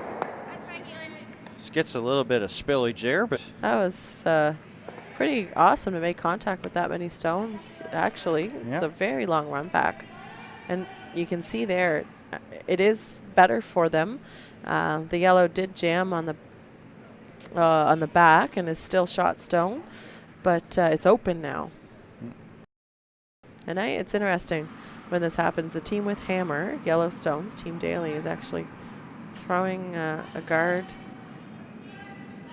to the center line area. This one may be coming a little deep. yeah, it looks to be a little hot, as you'd say, those curler terms. Looks a little hot. And that will come in, and that won't be really advantageous. No, you can see the problem now is if there's ever a flop under. I don't think you need to make a big weight. Got to get your shooter under those guards. Just kiss off the yellow and get in behind cover. And she's seen this path a couple times now.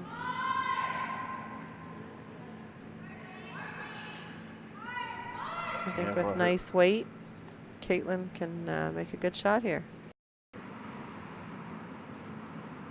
Kaitlin Notting had that beautiful run back just a couple seconds ago.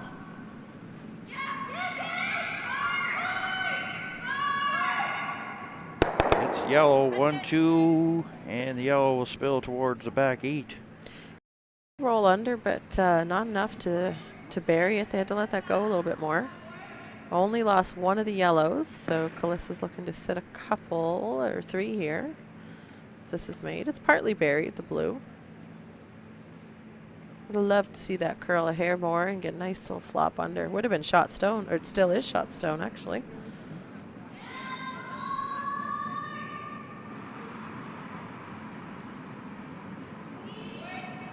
Kirsten Lynn, the Dow student.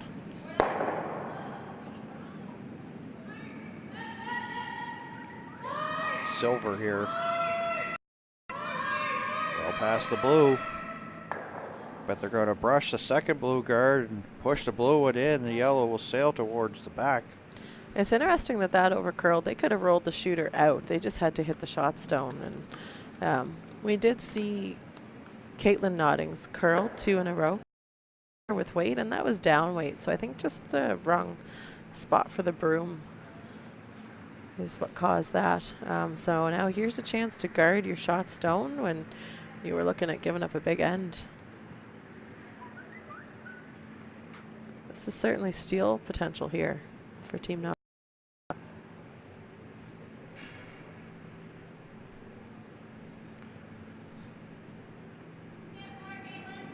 Well, this is what's so great about the sport. All of a sudden, one team has a little bit of momentum and seems to be in clear control, and then things can just unravel, and all of a sudden the other takes it. So Nottingham getting a little bit of momentum, and of course looking pretty good here. So it's funny, I was thinking that's not a lot of ice for the guard. They're playing a double here. I'll try to get one and push it out there and count them there.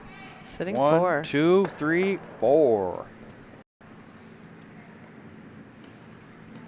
So really well made shot. The only thing I would say is this: if you played the guard there, you certainly give yourself a good chance to steal. I feel like Calissa still, you know, she can make this hit and roll and behind, we'll have a chance to score here.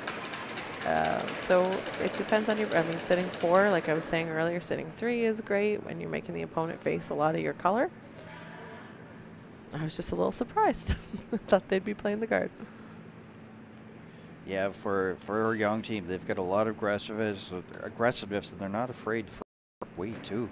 No, it's I've seen some nice upweight shots from both teams here.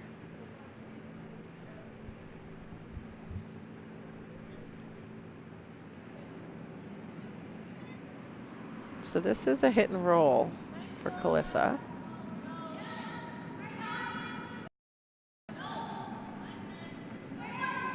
Thinking about getting on it, but nothing yet. No, we did see some movement in the 4-foot area, but this one's hanging a little bit. They'll push the blue out and stick there. And again, interesting, just not bothering to guard. It's your shot. The opponent's their second shot. You could guard and really go for the steal. But it's obvious that the preference for Team Nottingham is to make the opponents face a few of your stones. And people might be the jam as a potential there. I think if you jam, you've probably made the roll so good that the jam doesn't matter. And if you don't jam and your shooter rolls out, then you're still sitting 3. Yeah.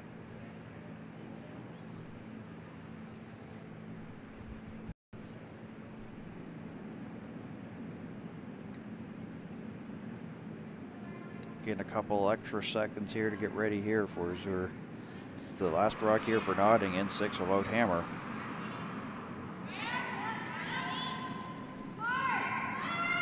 Going on it right away. Front end here, Welven and Chase on.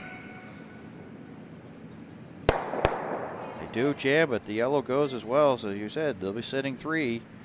Worst case scenario, and that's exactly what's happened. Lying 3 now, Nottingham here without last rock and 6. Yeah, and this is a bit of a tricky shot. If Calissa noses this, she won't be shot. It'll be a steal of 1, which would be huge for Team Nottingham. And she's got the 4-foot to roll to. If she rolls too far, again, it's a steal of 1. So it's a bit of a tricky shot here. But she just threw it. Probably is going to bring the weight down. She had her last stone hold and a bit wide.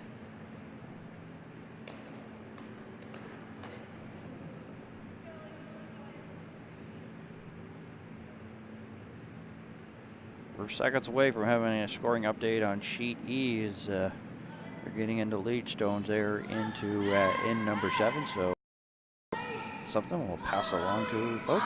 Yeah, it looks like Team Moore scored. They're throwing first, so it means they scored because they had hammer. And this is a beautiful hit and roll that you were from saying that they Calissa need Daly. to do, and that even gets some applause here from the lobby area here at the Lakeshore Curling Club to get a single here for Daly. So 5-3 lead as we head to in number 7. Boy, they've seen some great shots this last couple of ends here from both of these teams. It's like really not really much surprise because both teams, of course, have to really, they play aggressive style, a lot of rocks and play with them to be successful. So they've pretty well seen a lot of shots that they can make, and they're on their game now. So and they've been, you know, like we've seen a lot of it where in the early goings, the first two ends, some of the teams are still in their weight. Not really much of an issue. They pretty well know the ice and have read the ice well. So a well-played game, 5-3s. We're here in the 7th. And now Notting has the hammer, throwing the blue stones. And Moore, as you said, did get a score of 2. Climbing her way back into it. It was 7-1, now make it 7-3. Kaitlin Jones still leading Callie Moore. So in this case, Calissa really does not want that one out front. You don't want to give the opponent's guard, so good job on the sweepers to bring that into the top 12. And we're getting down in ends. We're playing 7 now, so it's 10 ends. So this is the first of the last 4. So down to Team Notting could get back into a tie game with 2 points here. So when we say there's lots of game left to play, that's true, there is. And if they only get 1, that's all right too. Really start to put the pressure on. But I think they'll go pretty hard for the 2, try and even things up and get a force in the next end or so. That corner guard goes a little bit wide. It's definitely usable.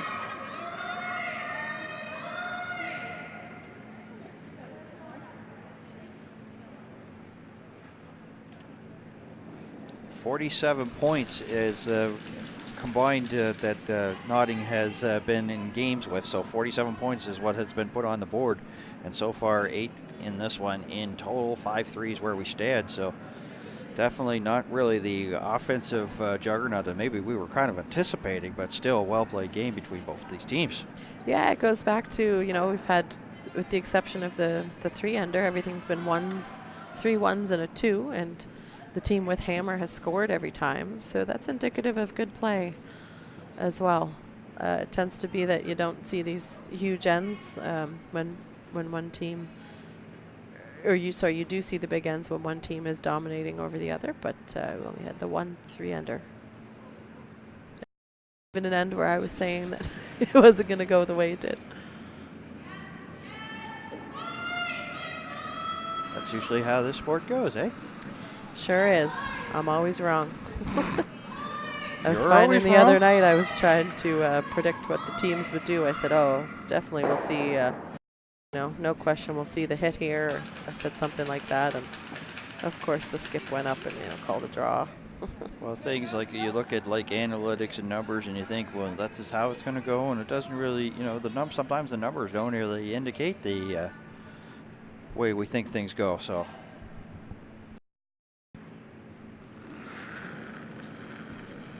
.53 here in the 7th. Big weight here by Newhook. And here, Skip saying hard, Silver going hard. Nose hit that side the house. 2 Yellowstones belonging to Team Daly, both in the 8-foot area.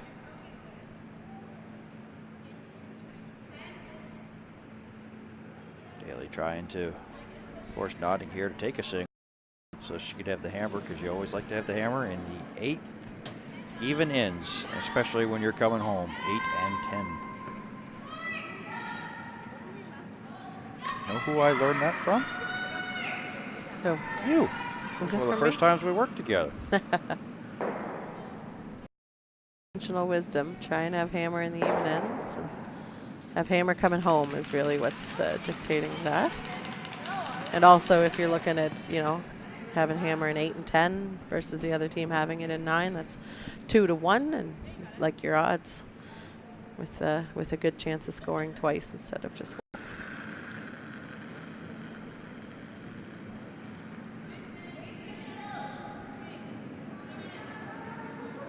So with that roll out there from, who would that have been from? How many stones are down on second stones, We're on are we? second. Yeah, this is new hooks. Yeah, so it would have been So Kerry probably that rolled out on a hit attempt, and that's really too bad. It gives the other team a free draw, and they can put it wherever they want. If you had stuck around, you group the stones, maybe get out with a blank or have a chance for 2. So here what Kaylee's going to have to do is try and work her way over by hitting and rolling over toward that guard and try and make use of it.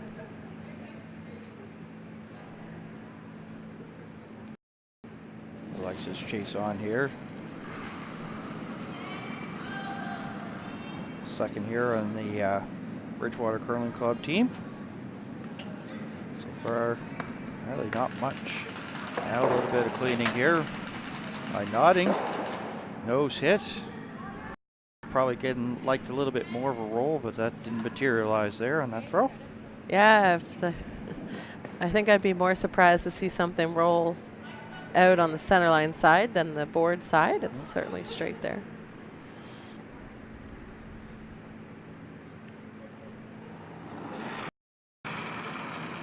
Here maybe just been a little bit tad heavy on some of her deliveries here for the contest here.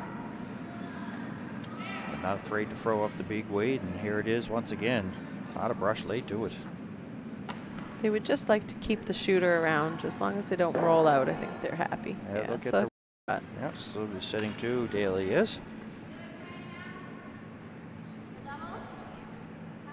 Lynn's throws today have been pretty well sweepers optional.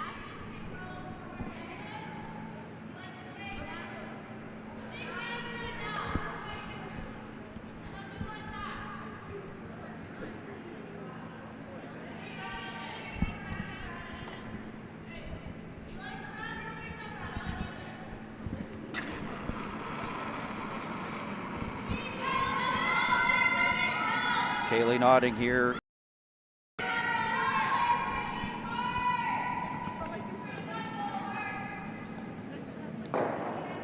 Hits and Yellowstone removed, and the shooter goes as well. That's the danger. You get to that outside of the sheet there, Slade. All of a sudden, go off, just have the risk of losing the shooter, and that's the case that happened that time. Yeah, they were playing the other turn, the out turn instead of the in turn. And when the out turn, or sorry, when the in turn is straight, the out turn's probably going to curl, and that's what happened there. This is interesting here, though. Kalissa's calling a draw, and we'd been keeping the play over to the side to try and keep it away from that guard, and now she's calling a draw into the center of the house. So it's interesting because I think Kaylee Nodding's going to have a good chance to call a hit and roll behind that corner guard, and she might not have had that opportunity if Kalissa drew this to the other side of the house, split the rings, or even, could have peeled the guard too. This one's coming up light. So that really is a shot made for the other team at this point. It's a center guard, but it's high, and the shot stone's accessible with, we're late in the end, and a couple guards to use for the team with hammer.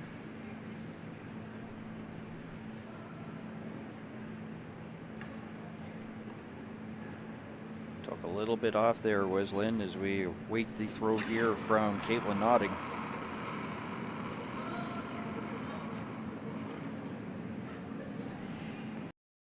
Needs to stick the shooter around here. Kerry's working hard to get it to curl so it'll stick around, but I don't know that it will. I don't think it'll get a portion of it, and the shooter will go.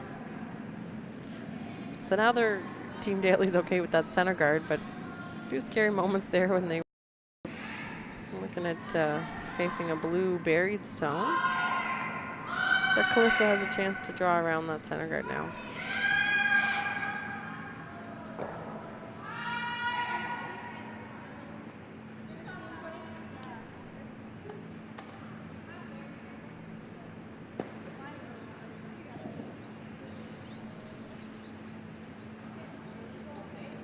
Going to start Callie Moore as maybe the Cardiac Kids. They got down 4-0, and they're fighting their way back. It was at 7-1, still 7-3 right now, but Fans here at the Lakeshore Curling Club start to make some noise as, of course, that's with the sheet E as Kaitlin Jones is making her way up the ice. In the meantime, back to this one as well by the guard there as they'll try to drag it as far as they can here. Silver new hook, and they'll sit there just inside the 8-foot area.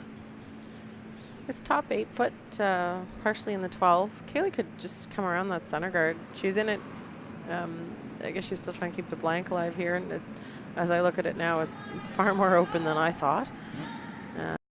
She could have come around if she's looking for the 2 points, could still come around to the 4 foot. But I think she's just going to try and go for the blank here. Hit and stay. Calissa will hit, and then she'll have a hit and roll out.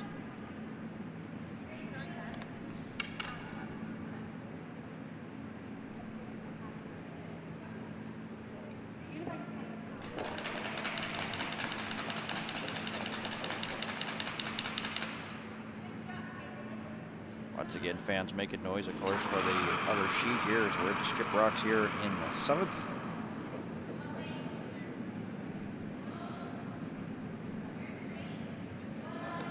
Not anything done here. Just as soon as I say that, Welven and Chason get on it. Bump it. The sweep there was actually to make it curl a little more, to stick the shooter. So you see right now, Calissa has that same shot, and this is the shot to force Callie to a single, versus if the shooter had stuck around, Calissa would not have ignored it.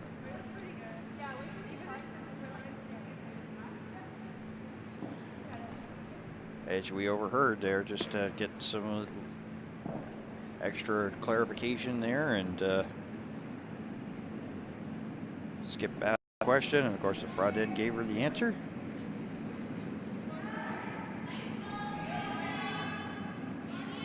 Hook, the light is cleaning here, making sure that nothing picks. I haven't seen a lot of picks so far at the championships. No, Calissa's last it was open. It was top 12, top 8. If this one's a little deeper, they have a chance to sweep it more and try and bury it. Doesn't really matter if you're back in the house. You just want to make sure it's covered. So depending on what Callie can see, she'll have a blank attempt. I think she can see more than enough. So it's the same shot here.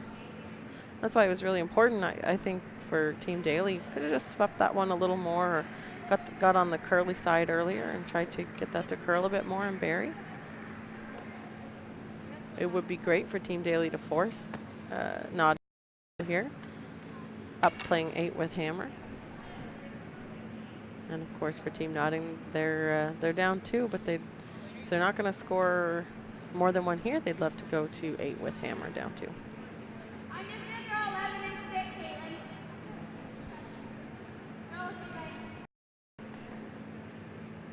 Now, I think they're talking about sticking around now, which is interesting. Try to go for a steal next end. But if she rolls out, I think that's pretty okay too. Final stone for Notting out of the Bridgewater Curling Club here in 7. And they will roll out and carry the hammer into 8.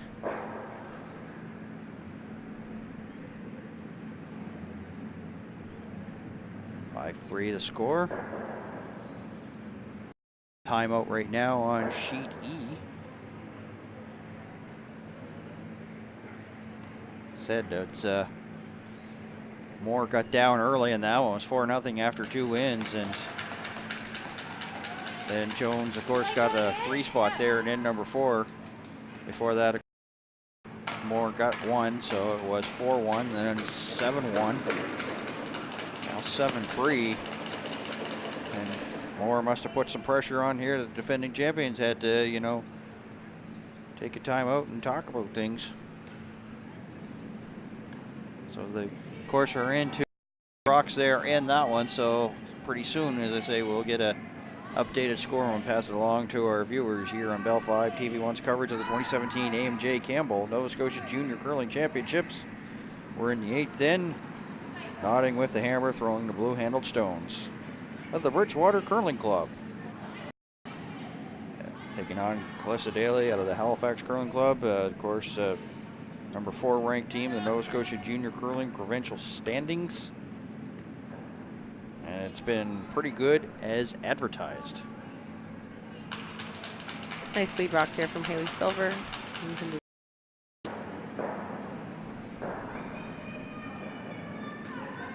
You see the call for the corner guard from Kerry Welven. Well, you mentioned 2 for 1 here, sort of the situation here for Notting. If she can get like a 2 to get back into it, and then of course force Daly to take a single, probably a 9, and be in good shape for 10. So you talked about the 2 for 1 situation. It looks pretty good for her right now if she can actually get the 2. Yeah, it's not helping to have that corner guard slip into the rings, and that's the reason that I really like going for 7th. I know it means you don't have hammer and 8, but going a little harder for the 2 points would mean you're tied, and you have 3 ends to try and do something with a tie game. But of course, you know, being down 2 and 8s, get your 2 points back and force and get 2. It just means that you have less ability or less flexibility. So it's a nice hit. And roll over to the side, shooting that shot stone over onto the center line. doing the top 12 belong to Daly. Yeah, I think if you're still looking for 2 points, you put up a corner guard here. This is this can bite you in the butt a little bit if you play into the rings this early in the end. So I'm a little worried here for Team Notting that they may get forced or have to resort to another blank and then have to steal.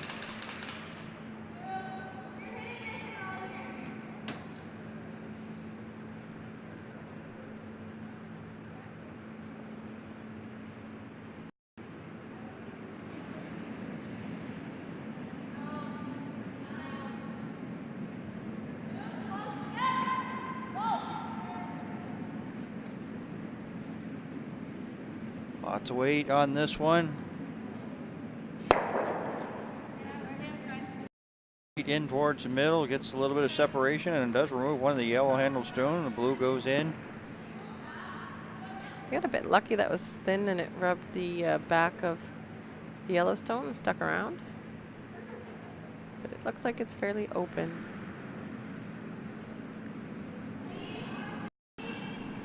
Updating things on sheet E, a single point there for Kaitlin Jones. And now she's up 8-3 as they play the 8th.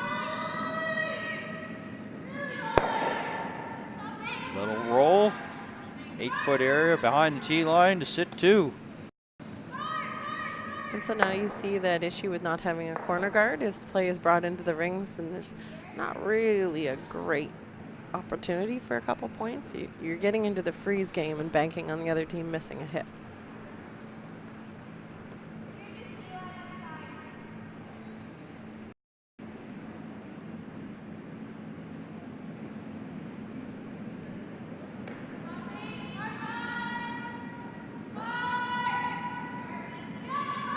Chase on. It's all by itself. They're talking to the rock, wanting to say cool down, and Daly right there to pounce on it as soon as it goes across the tee line. Now it starts to dig in. It's a little bit of a rub there on the yellow one, and back 8. Yeah, it's hard because that wasn't that far off, just a few feet too heavy. But it wasn't sweeper's weight, and then of course when you're a little heavy, the line doesn't curl as much. It is shot stone. So the ability for Team Notting to score right now is good.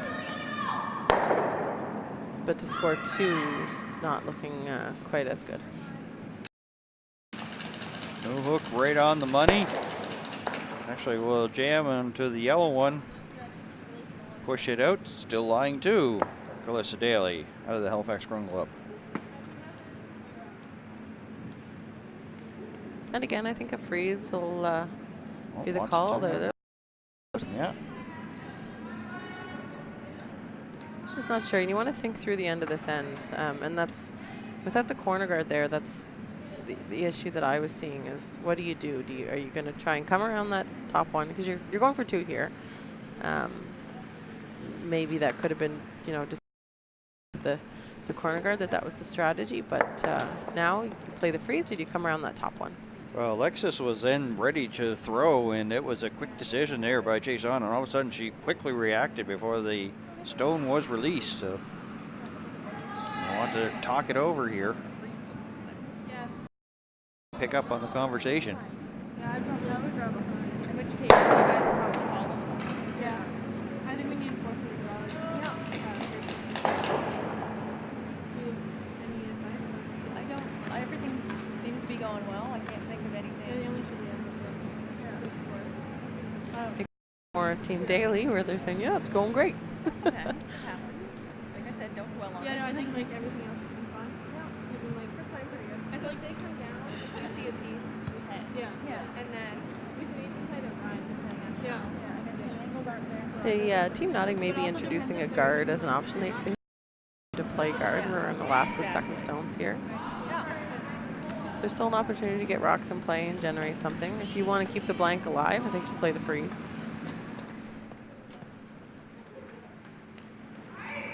Excellent work there by our producer, Sean Central there, bringing you the sounds there of that timeout there. As you mentioned, of course, Selena picking up a lot of the daily conversation, so, but definitely nice to actually, be in the middle of sort of a huddle of, and that's what this sport can bring you, is get right involved in it, and it's a great, makes for great television, that's for sure.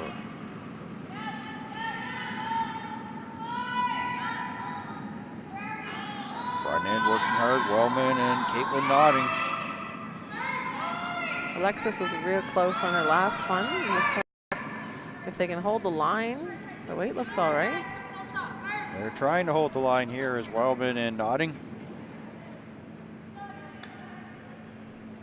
And I think they're good for shot stone. It just over curled. They just had to be on that a little sooner. It would have been perfect.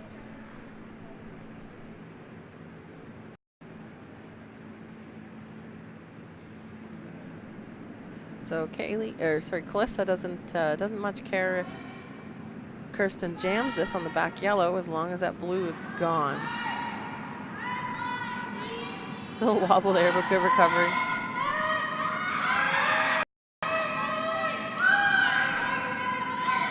Here that they are on that, trying to hold the line. Here is the front end.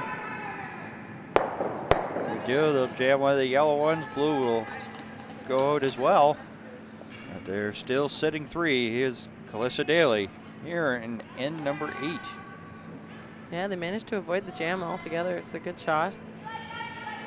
Still freezable.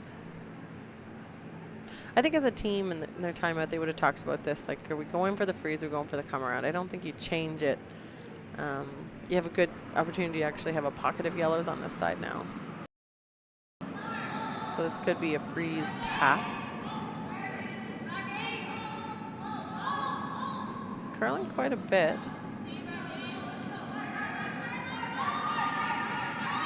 Welven and Jason just there for support, I guess, as they will tap the yellow towards the back. Notting tried to get it out, but it will stay in the back 12. It's a pretty good one. You have to hit this quite thin to lose it and not jam. Linda asking for a hair left in terms of ice there from her skip there, Daly. That's because this has been a very straight path. So Kirsten Lind on her second of 2. Made a nice hit and roll. Or sorry, hit and stay and not jam. So they were trying to get that the other way. Managed to roll the shooter out, make a double on the back ones. I don't know if that back yellow's in, so here's maybe a chance you make a decision if it's not in. It's not. So you make a decision here. I don't think Kaylee's committed, but she seems to really like that to try and get 2. So the come around's a call if that's the case. Otherwise you hit. I think is her hair tight? Yeah, I think he's just. Yeah, she's got no fear and like that as well. And we'll rely here on Wellman and Chase Odd to help out here. And you know they're close. When they're on, off, you know they're close. They just lost that one. It was super bad, maybe a little light, but really didn't get around. So Daly's sitting 1. You just split the rings. Here's a great chance to force when we're on skip stones. They just lost that last stone from Kaitlin. And great anticipation and a good head there on Linda. She saw that it was getting away and was quickly up there trying to sweep it. So it was a good anticipation by her and knew what was happening. Good awareness.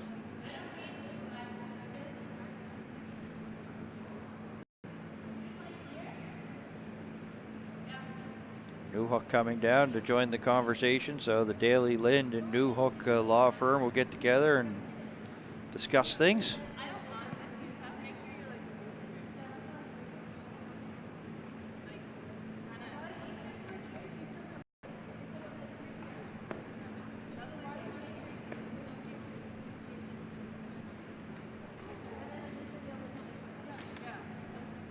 The thinking is if you put one over on the side and Callie can still come around those front 2 and be shot, there's still a chance for 2. We've seen a little bit of struggle coming around, and it is a top 12 stone that's hard to get around, so I don't think there's anything wrong with drawing to this side here. I think you can get yourself in more trouble trying to come around that situation and perhaps leave backing for the game, so I like the open draw call.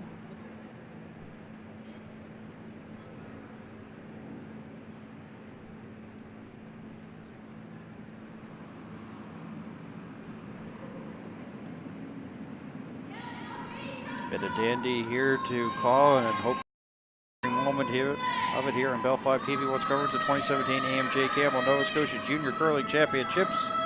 5-3 Daly over Notting here in the 8th. As we're at the skip rocks. They need this to be in the ring. Sweeper's working really hard to get it there. Here, Daly yelling hard, and they do get it there. Nice work there by Haley Silver and Mandy Newhook to get it there. I think if you're Callie nodding in this case, you're getting forced, so you may as well try for 2. Try that come around.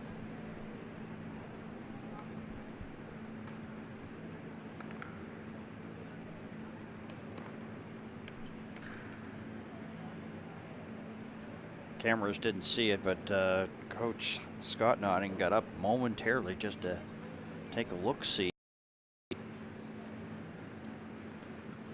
He's calling timeout. There he is. He's the one with his hand up in the air, and you kind of sense that he was wanting to get his give his input on this one. Once he got up, sat up, and took a look, you knew probably it was going to be not happy with the way things were going and wanted to talk it over, so he calls timeout. As soon as the coach is asking for the players have to call the timeout, but if they see the coach stand up, they know that he wants one, and they'll call it. The front end did that well, so I think as soon as he did that, Kaitlin kind of tapped, I guess we should play the draw. You kind of know that maybe the coach is going to make a different suggestion to you. Wonder if he'll convince them here. Coach Scott Notting there. Coming up to talk to his team, and of course Kaylee McLean for Halifax Curling Club. And as we take a look at the Notting Forsen. See, this is the first time that I've actually been like ice level and be where the coaching is, and so when the coaches all of a sudden start to, have a little ants in their pants and a little jump, then you know that he's probably happy with maybe what the call they're going to make, and is going to get the attention, as you say, to get the timeout and talk. And once he got up and did a little look-see and then sat down, and then all of a sudden we saw it. It was great camera work there, and by Sean Senator there to get that timeout and seeing it.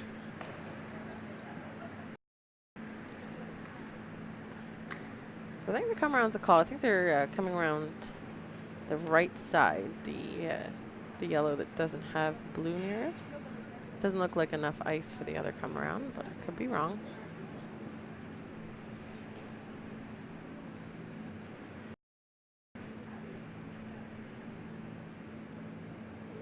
Yeah, so it's the out turn for Callie, so that's coming around the solo Yellowstone that Calissa Daly just threw. So this is going to be all for the sweepers to take care of. Sweepers get on it just as soon as you say that. Welven and chase on. And you can hear them yelling hard, and they've been going hard. And that one just took off on them. They'll bump the yellow up more. Yeah, the unfortunately is it's not out counting the other Yellowstone. So now Calissa can lock things down. Doesn't even have to sit 3, just sit 2 and block a draw path. If she brings this one too deep, it'll be a nose hit for the single.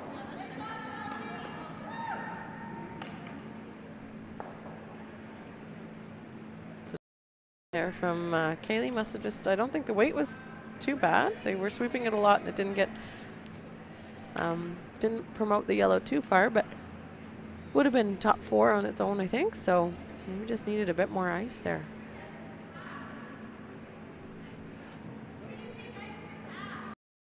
You said previously, of course, they had to rely on the sweepers, and they did everything they could with it. As Welven and chase on, pressed right out of her hand and knew that it was light.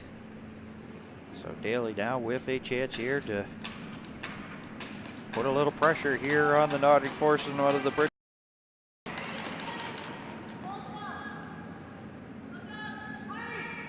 You can hear it, look up, and they look up and take a look-see.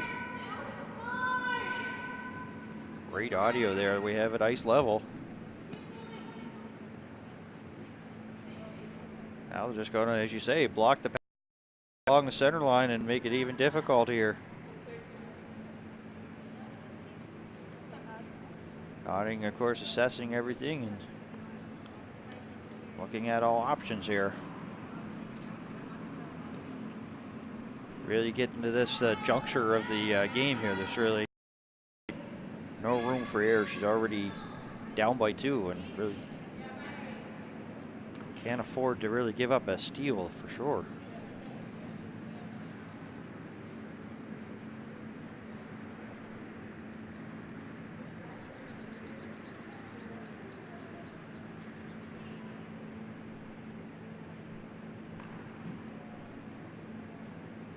Both teams A-OK in the time category, 11:07 counting here for Notting and 13:46 there for the Daly foursome.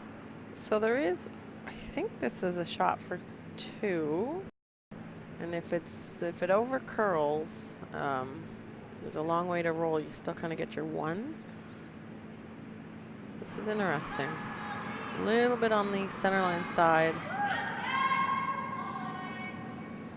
Run back onto the yellow and keep your shooter. Final stone here. 8.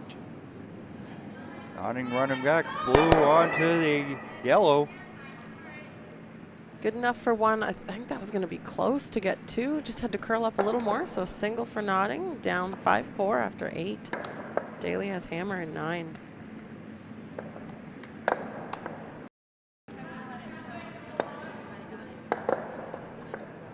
Remind everybody that the 2018 Deloitte Men's Tankard begins Tuesday, January 9th at 2 p.m. from the Dartmouth Curling Club. You can catch all the action here on Bell 5 TV1 as we start our Nova Scotia curling coverage here with the Junior Championships here this weekend here in Lower Sackville, the Lakeshore Curling Club, the home of Jamie Murphy.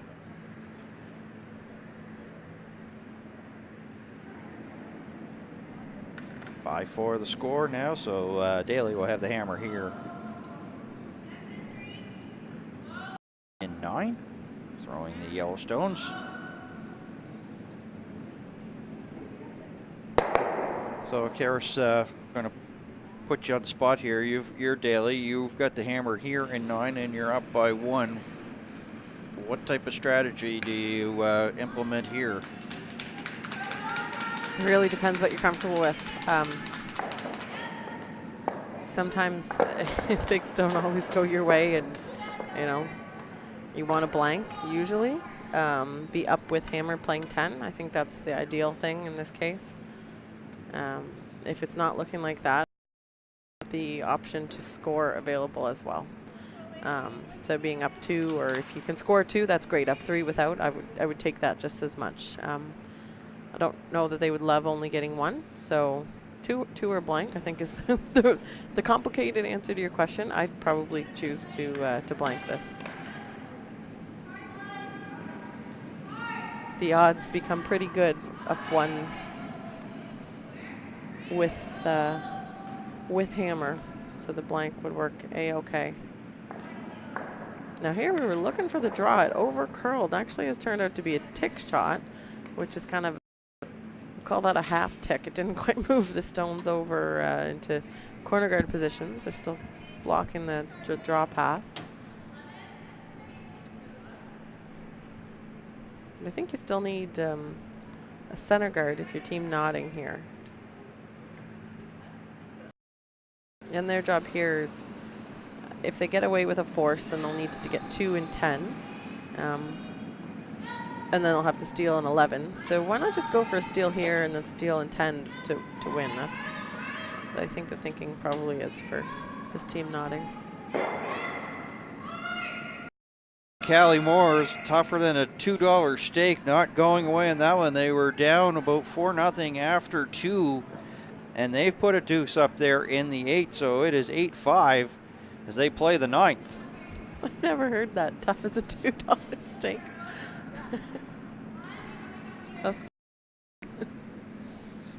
I don't know if I've ever had a $2 stake. You probably don't want to have a $2 stake. Sounds pretty gross.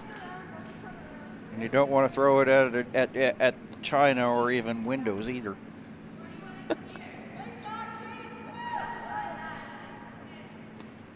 Give her credit, be down 4, of course, against the defending champions in this, and they keep fighting and clawing. And yeah, well,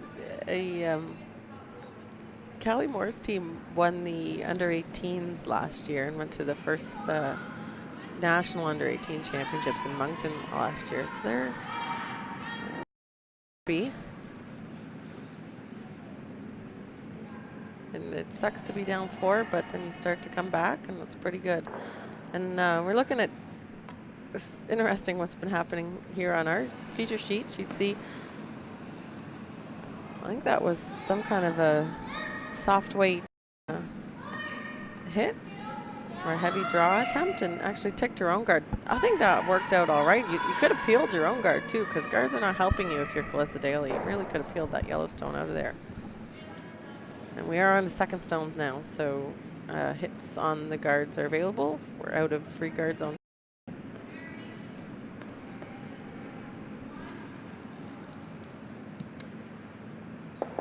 Jason here so far. Welven and nodding. Need this one to curl. For team nodding, it's going to be about junking up that front, keeping things cluttered, keeping the stones out front, keeping the play out of the rings. They've got their shot stone. Probably isn't good enough to score, but they can deal with that later. For now, it's just to keep things complicated out front. You can see that it's working.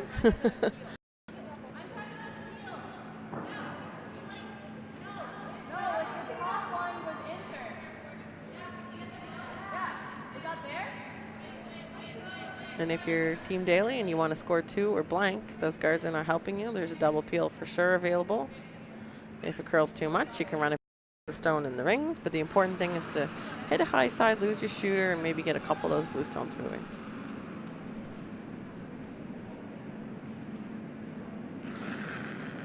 Had a brief chit chat before the stroke here from Mandy Newhook. Silver with the head down. Runs the blue back. Now can the blue get towards the outside? And no, it will stay around there in the 12-foot area. Yeah, it overcurled and did make that run back like I mentioned. The blue stone's open, but the problem you see there is that yellow stone stayed out front and is acting as a guard.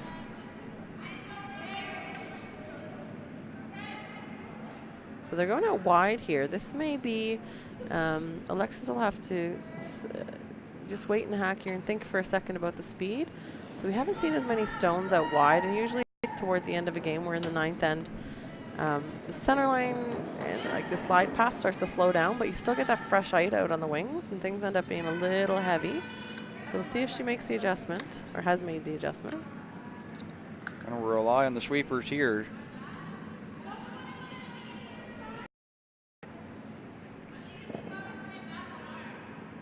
They'll drag it in, and it will come to a stop in the back 4 to be line 2 for Notting here in 9. And that's a very nice shot. They would have loved it, 2 feet lighter, but I'll give Alexis credit where credit's due. That's a really nice shot.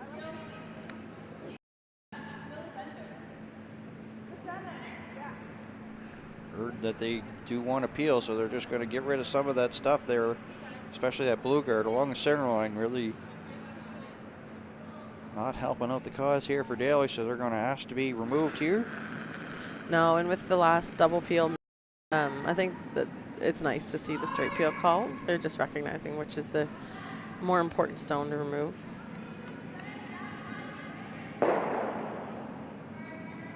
Remove the blue, and yellow does stick around, but it goes to the outside of the wing, so yeah, not really down there. No, not much Not of a yet. danger zone, but it's guarding the blue stone that's in the rings, and just that's a little unfortunate because now it's a force situation at best for Team Daly. That blue on the 12-foot side, I don't think we're going to see that going anywhere the rest of the end. Yeah.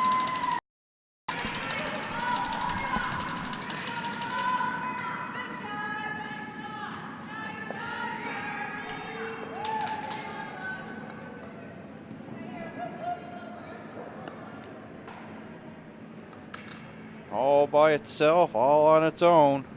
This one has to stop. Just shy of the tee line in the front 8. And it will. So, and Calissa's saying, you know what, I don't care. There's guards out front. I need to score. I want to get a rock in there now. And that's the thinking here. That blue stone, they would have loved if that was top 12, maybe partially buried, but it just overcurled a little bit. So there's a draw available, but it's a tight scoring area now.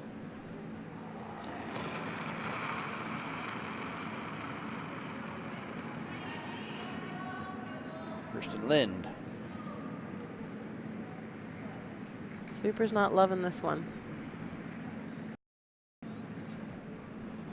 And this is where it's difficult when you haven't cleared the front like you want. You have to throw a very precise draw, and Hot child in the city as yeah. it goes towards the back. You can't be light because you leave a guard for the other team, and you can't be heavy because that happens. So now a chance to really lock things down, shut down that scoring area. Big turn of events here this end. And you notice like a little bit more relaxation on the face of Callie Notting. Her team has been making their shots this end, and it really did start with that nice draw from Alexis. Getting to be a normal day of the office there for them. And as you say, very comfortable look, comfortable feel.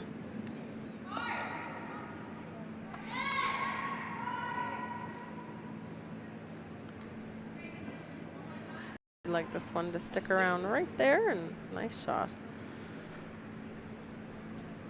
So Kristen will have a second chance at this. They really could still be peeling if they would, but I think we probably noticed all game it's not their style to play the peel game. They play into the house, they play into the rings. And they're currently up with hammer, so it's been working so far.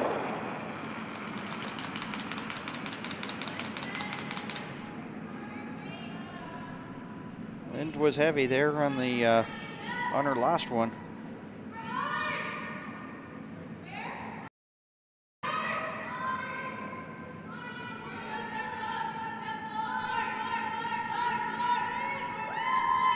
We'll brush that blue one there and come to a stop. So that one was light, and it's like I said last, you can't be light. so perfect when it comes down to this. Kaylee's just going to lock down the entire house now with a guard. She's not in bad shape if, as long as this doesn't hit any of those guards. I think the worst case really would be to be heavy and wick and leave a hole. So we're looking for a high guard. When we talk about guard zones, guard zones are 1, 2, and 3. 1 is closest to the hog line, 2 is in the middle, and 3 is closest to the house. So we'd be looking for a 1, maybe a 2. That's a high guard.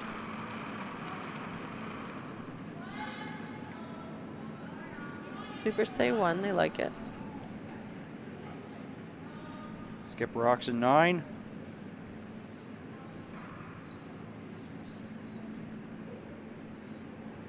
Haven't had to sweep it yet. Looks good on its own. Just gonna plug any possible hole that was there. All Callie nodding on that one. Sweepers optional. Didn't need them. So for Calissa, she's got to figure out how to score here. She doesn't care. Pretty. She just has to score it. I think she could play a double peel still on those 2 front ones. Maybe even a triple peel. I can't tell how close the blues are together. It looks like from where we're sitting behind the glass, a little more steep than it looks on the screen between the 2 blue guards in the center of the screen. What I do like about playing a peel on the left side of center line on the blue-yellow combination is that you might get some action in the rings if you can hit that thin. Oh, there we see.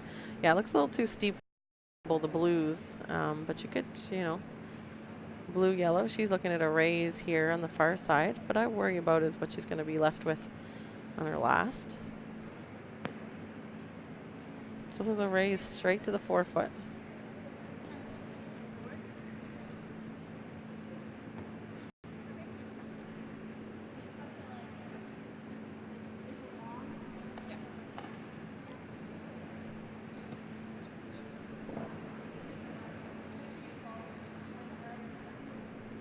Been in control of this game since the second in after scoring 3 in the second and getting 1 in the 4th and 1 in the 6th. Representing the Halifax Curling Club, coached by Kaylee McLean, it's Calissa Daly here in 9. Trying to run back. Yeah, that was kind of like a hack weight tap, but it over curled. Looks like she still has a tap on the stone that was raised that bounced around there a little bit. So that's what Kaylee's looking at guarding. But sitting 2 in the 8-foot and the 4-foot, it's a pretty good position to be in for this team nodding. I think all we'll see Calissa have is a draw to the 4-foot after this. The raise is there. You could block that draw by playing a tight guard on this shot as well, but then you risk opening things up a little more.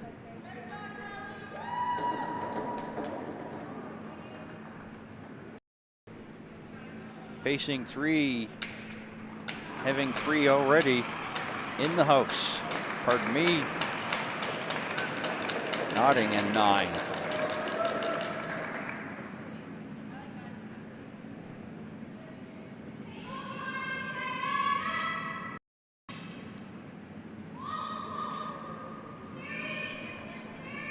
Here, whoa, on, off, so blocks the path. Don't want those too close together because it kind of lines up the raise, so then it may still be just like that. There may be a raise. I think Calissa's looking, and I said, I think that blue stone on the 12-foot's going to stay all game, and here is available for an in-off now after it's been opened up. So this is played just like a hit and roll.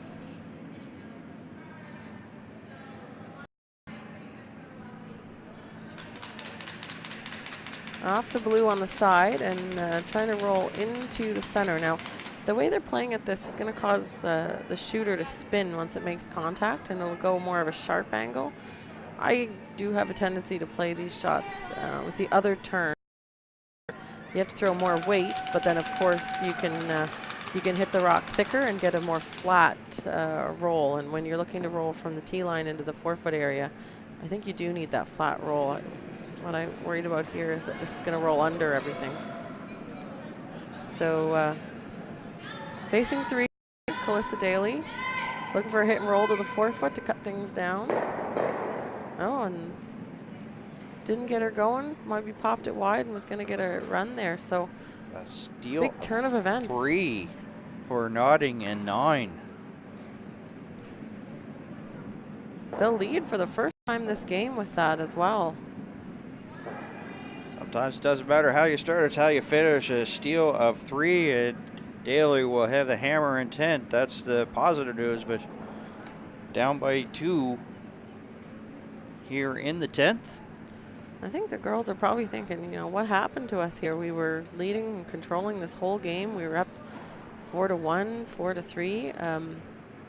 It's a big turn of events. They really just needed to score there, and I think the reason for that, you know, they missed a couple draws. There was some key draws missed on the 3rd, but before that, they were facing a couple Notting stones in the rings, and there were guards in play, and that's where I tend to just go for the peel sometimes, or quite often. Blake at 9 in the game between Kaitlin Jones versus Callie Moore, so it remains 8-5 there for Jones as they are into the 10th. Has hammer there. Kaitlin was peeling on her last to blank the end, and Callie's rock almost hung around, but just got enough to get out, so it was the blank.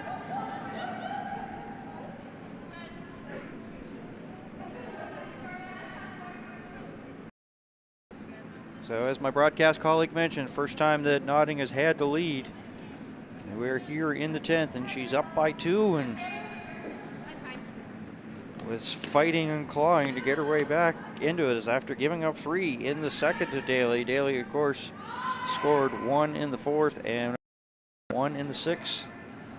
And the big steal here in 9th. Definitely the turning point here, the TV1 turning point, if you want to use that term. It's been used by other people who are, of course, affiliated with us, so I'm not going to take any credit for that term. But definitely has turned things around here in this one. Yeah, and that was the first steal of the game as well. Well, that's been kind of one of the stories here at these championships is the steals, and they're not just stealing one, they're like stealing like crooked numbers, 2, 3s, and 4s, and that's Team Daly. They've led the whole game and haven't really had to use guards. And Haley was asked for a corner guard, and that just slid in the rings. And it's so hard because that really dictates how the end's going to go. It's going to be tough for them to score a couple just to tie it now with that rock coming in.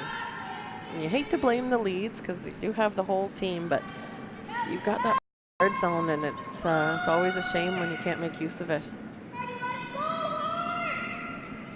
And here, Kaylee Notting saying go hard, and the front end is going hard here on this one. And they'll get it, and they'll stick around, too. Yeah, there'll be a biter there. So at this point, the 10th end's always interesting, or an extra end, because you know it's over after this.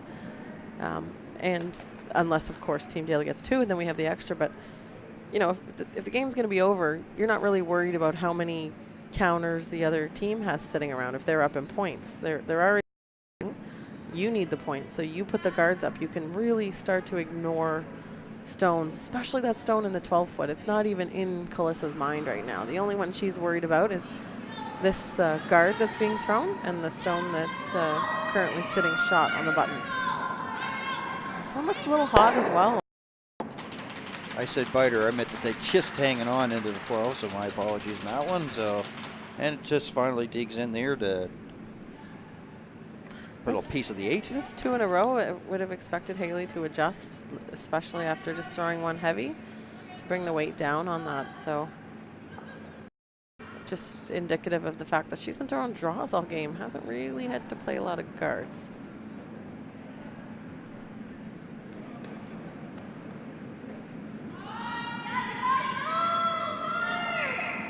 Going hard as soon as it's left her hand here out of chase on. And nice level as they try to hold the line on it.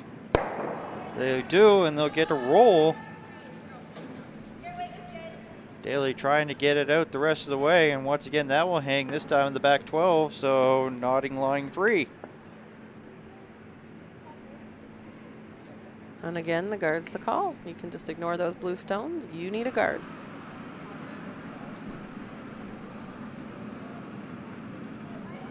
Randy Newhook.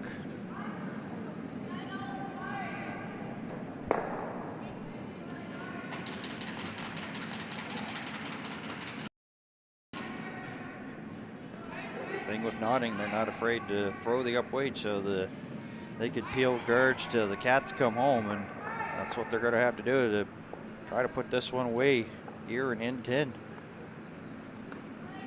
And this again, this is where that 10-end game comes into play. I mean, up until the 8th, down 2, Notting was losing the game, and just stick around long enough, and a nice little steal of 3 there, and game on.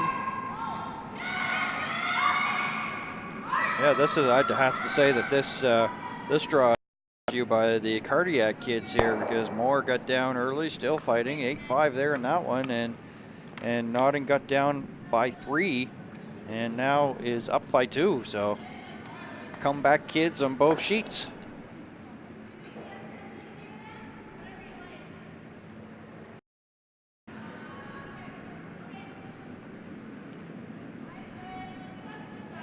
Another guard here by Newhook, but looks like this could be deep and hot here, Selena. Now starting to bite in. It's a little better than the earlier ones. Yeah.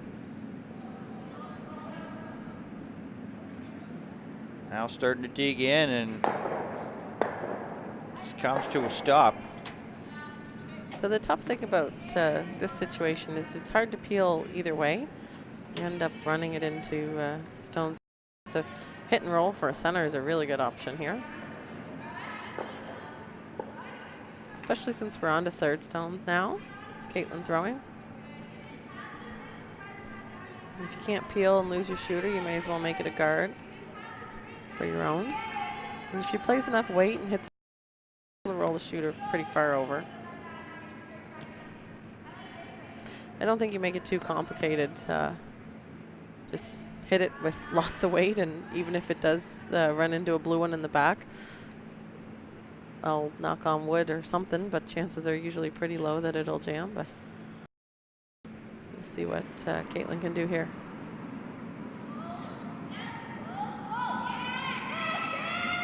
Must be close. You could hear they were rolling in, now they're on, and you could hear Notting there.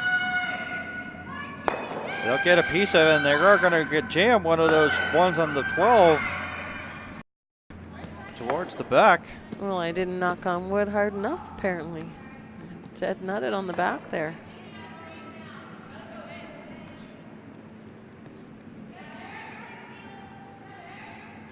So the 3 is in play now, and that's why that was. It's all talk so much, and you try and make that shot. It's like just put the broom down and know where your realm of okay is for where to hit the rock. Because now Kirsten's going to try and freeze. Some people might think, oh, just hit the rocks at 2 because the yellow at the back is out counting. But if you're looking for 3, you'd like to win it in 10 high. Yeah. Freeze that stone and give yourself a chance to get 3.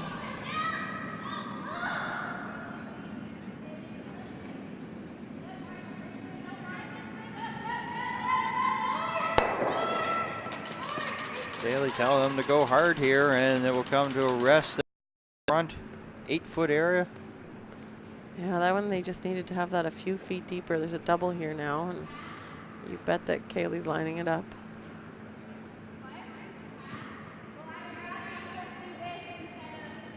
But sitting 2 blues will be good here, even if that double's not made. You just don't really want to jam it on the blue. That was pretty well, of course, the indication with the broom, just to try to remove these 2 yellow stones. Belonging to Calissa Daly here. I'm going to ask Kaitlin Notting to get rid of some yellow mess. Her words, maybe not mine. They have to go to not jam. Just misses the double, but blue will sit 2, and that's a good result. So I think we're the 3 might be out now. Still a good chance for 2 though. And that all changed. It was looking all nodding, and then that jammed peel kind of opened things up. A little bit of hope there.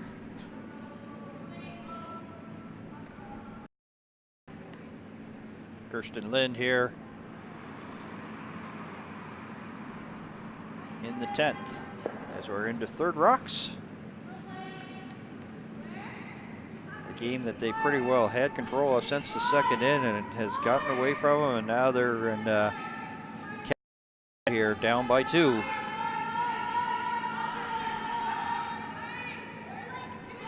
You can hear Daly yelling. Yeah, the line, or the weight was better, and the line was just a little tighter there. It curled more, so it should be removable. Might lose the blue, but if you can hit that a little thinner and keep the blue. I wouldn't mind just sticking the shooter out front, losing the blue and the yellow. I think you just want to hit this nose or a little low, which would be the center line side. Nodding, as you see, was in the picture now. We're ready. Here's we're into skip rocks here. The southpaw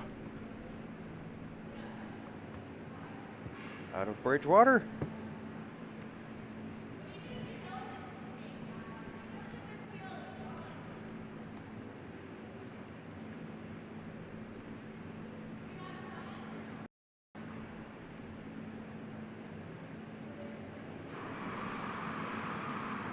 Hoping to, with a victory here today, improve to 3-1 here at these championships.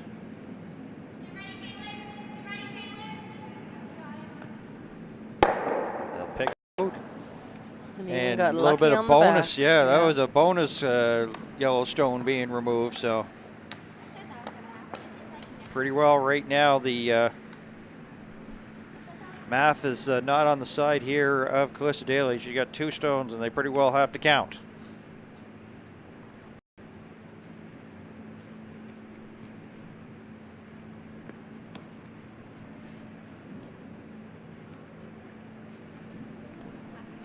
And really not much in terms of hiding spots to do it. No, I think you can get away with things a little bit if you kind of blue front stone closest to the center line back. Sit in front of it. Corner freeze, it almost would work too. Just try and give you're always setting up for something on your last. Plenty of time there on the clocks for both the teams, like 5:39 and counting, so he's got lots of time here with just 2 stones left. So they can afford to have the conversation that they're having. Yeah, exactly. Calista's looking at a hit and roll off the side. It's just, you really just have to make that roll so perfect if you hit and roll off the far side one that's only half in the rings. I think it's just better to, they're talking about a draw here too. It's very precise. I think you just, my preference is kind of a tap on the top blue one, the one that's closest to the center line. Well, it's handshakes over on sheet E, so the Kaitlin Jones foursome here out of the Halifax Curling Club defeat Callie Moore 8-5. So the Jones team will move to 3-0, and Moore will now drop to 1-2.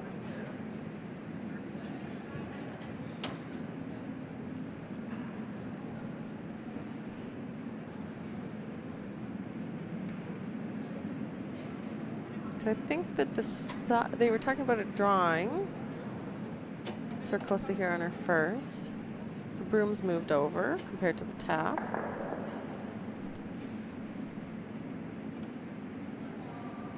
Big cheering section here for Kaitlin Jones. We're at ice level, I believe, in the Lakeshore Curling Club. They'll probably stick around inside to see who Kaitlin and crew will be playing in the B qualifying spot.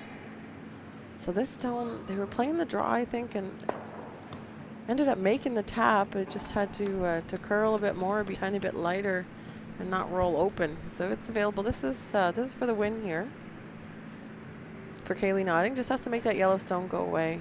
And it's too bad. Calissa really didn't have much of a shot there, and I think the big loss was really there in 9.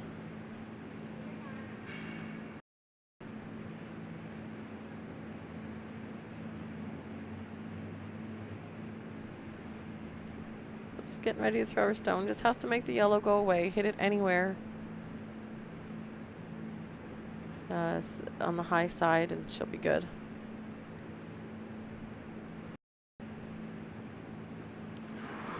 Down by 3 after 2 ends of play. The team of the Bridgewater Curling Club. Kerry Welven, Alexis Chasaud, Kaitlin Notting, and Kaylee Notting, coached by Scott Notting, trying to remove the yellow stone and get themselves a victory, making the team Daly run out of rocks here in the 10th. And they do, as the teams shake hands here at the Lakeshore Curling Club. They come from behind, 7-5 win here, Notting over Daly. And you said it, that 9th in, that steal of 3, definitely the turning point in this one. And 3-1, and Daly, her record will now go to 1-2. Let's get your final thoughts on this one before we sign off. Oh, it's just it's a tough way to lose that for Team Daly. They really did have control, and I think they'll just have a good conversation after the game, and maybe think about peeling a little sooner in some of those ends, especially when you do have control. You don't need to score, you just need to keep things clean. But should be a good matchup in the B final, Notting versus Jones, and I think that's at 8 o'clock tonight, if I'm not mistaken. So thank you for this, and of course, final score as you see, Notting over Daly, 7-5 here at the 2017 AMJ Campbell Nova Scotia Junior Curling Championships here on Bell 5 TV1. For my broadcast colleagues, Selena Thompson, and our producer, Sean Central, my name is Dan Hobson. Thank you for tuning in, and so long from now here from the Lakeshore Curling Club here in beautiful Lower Sackville, Nova Scotia. You've been watching TV1's coverage of the AMJ Campbell Nova Scotia Curling Championships.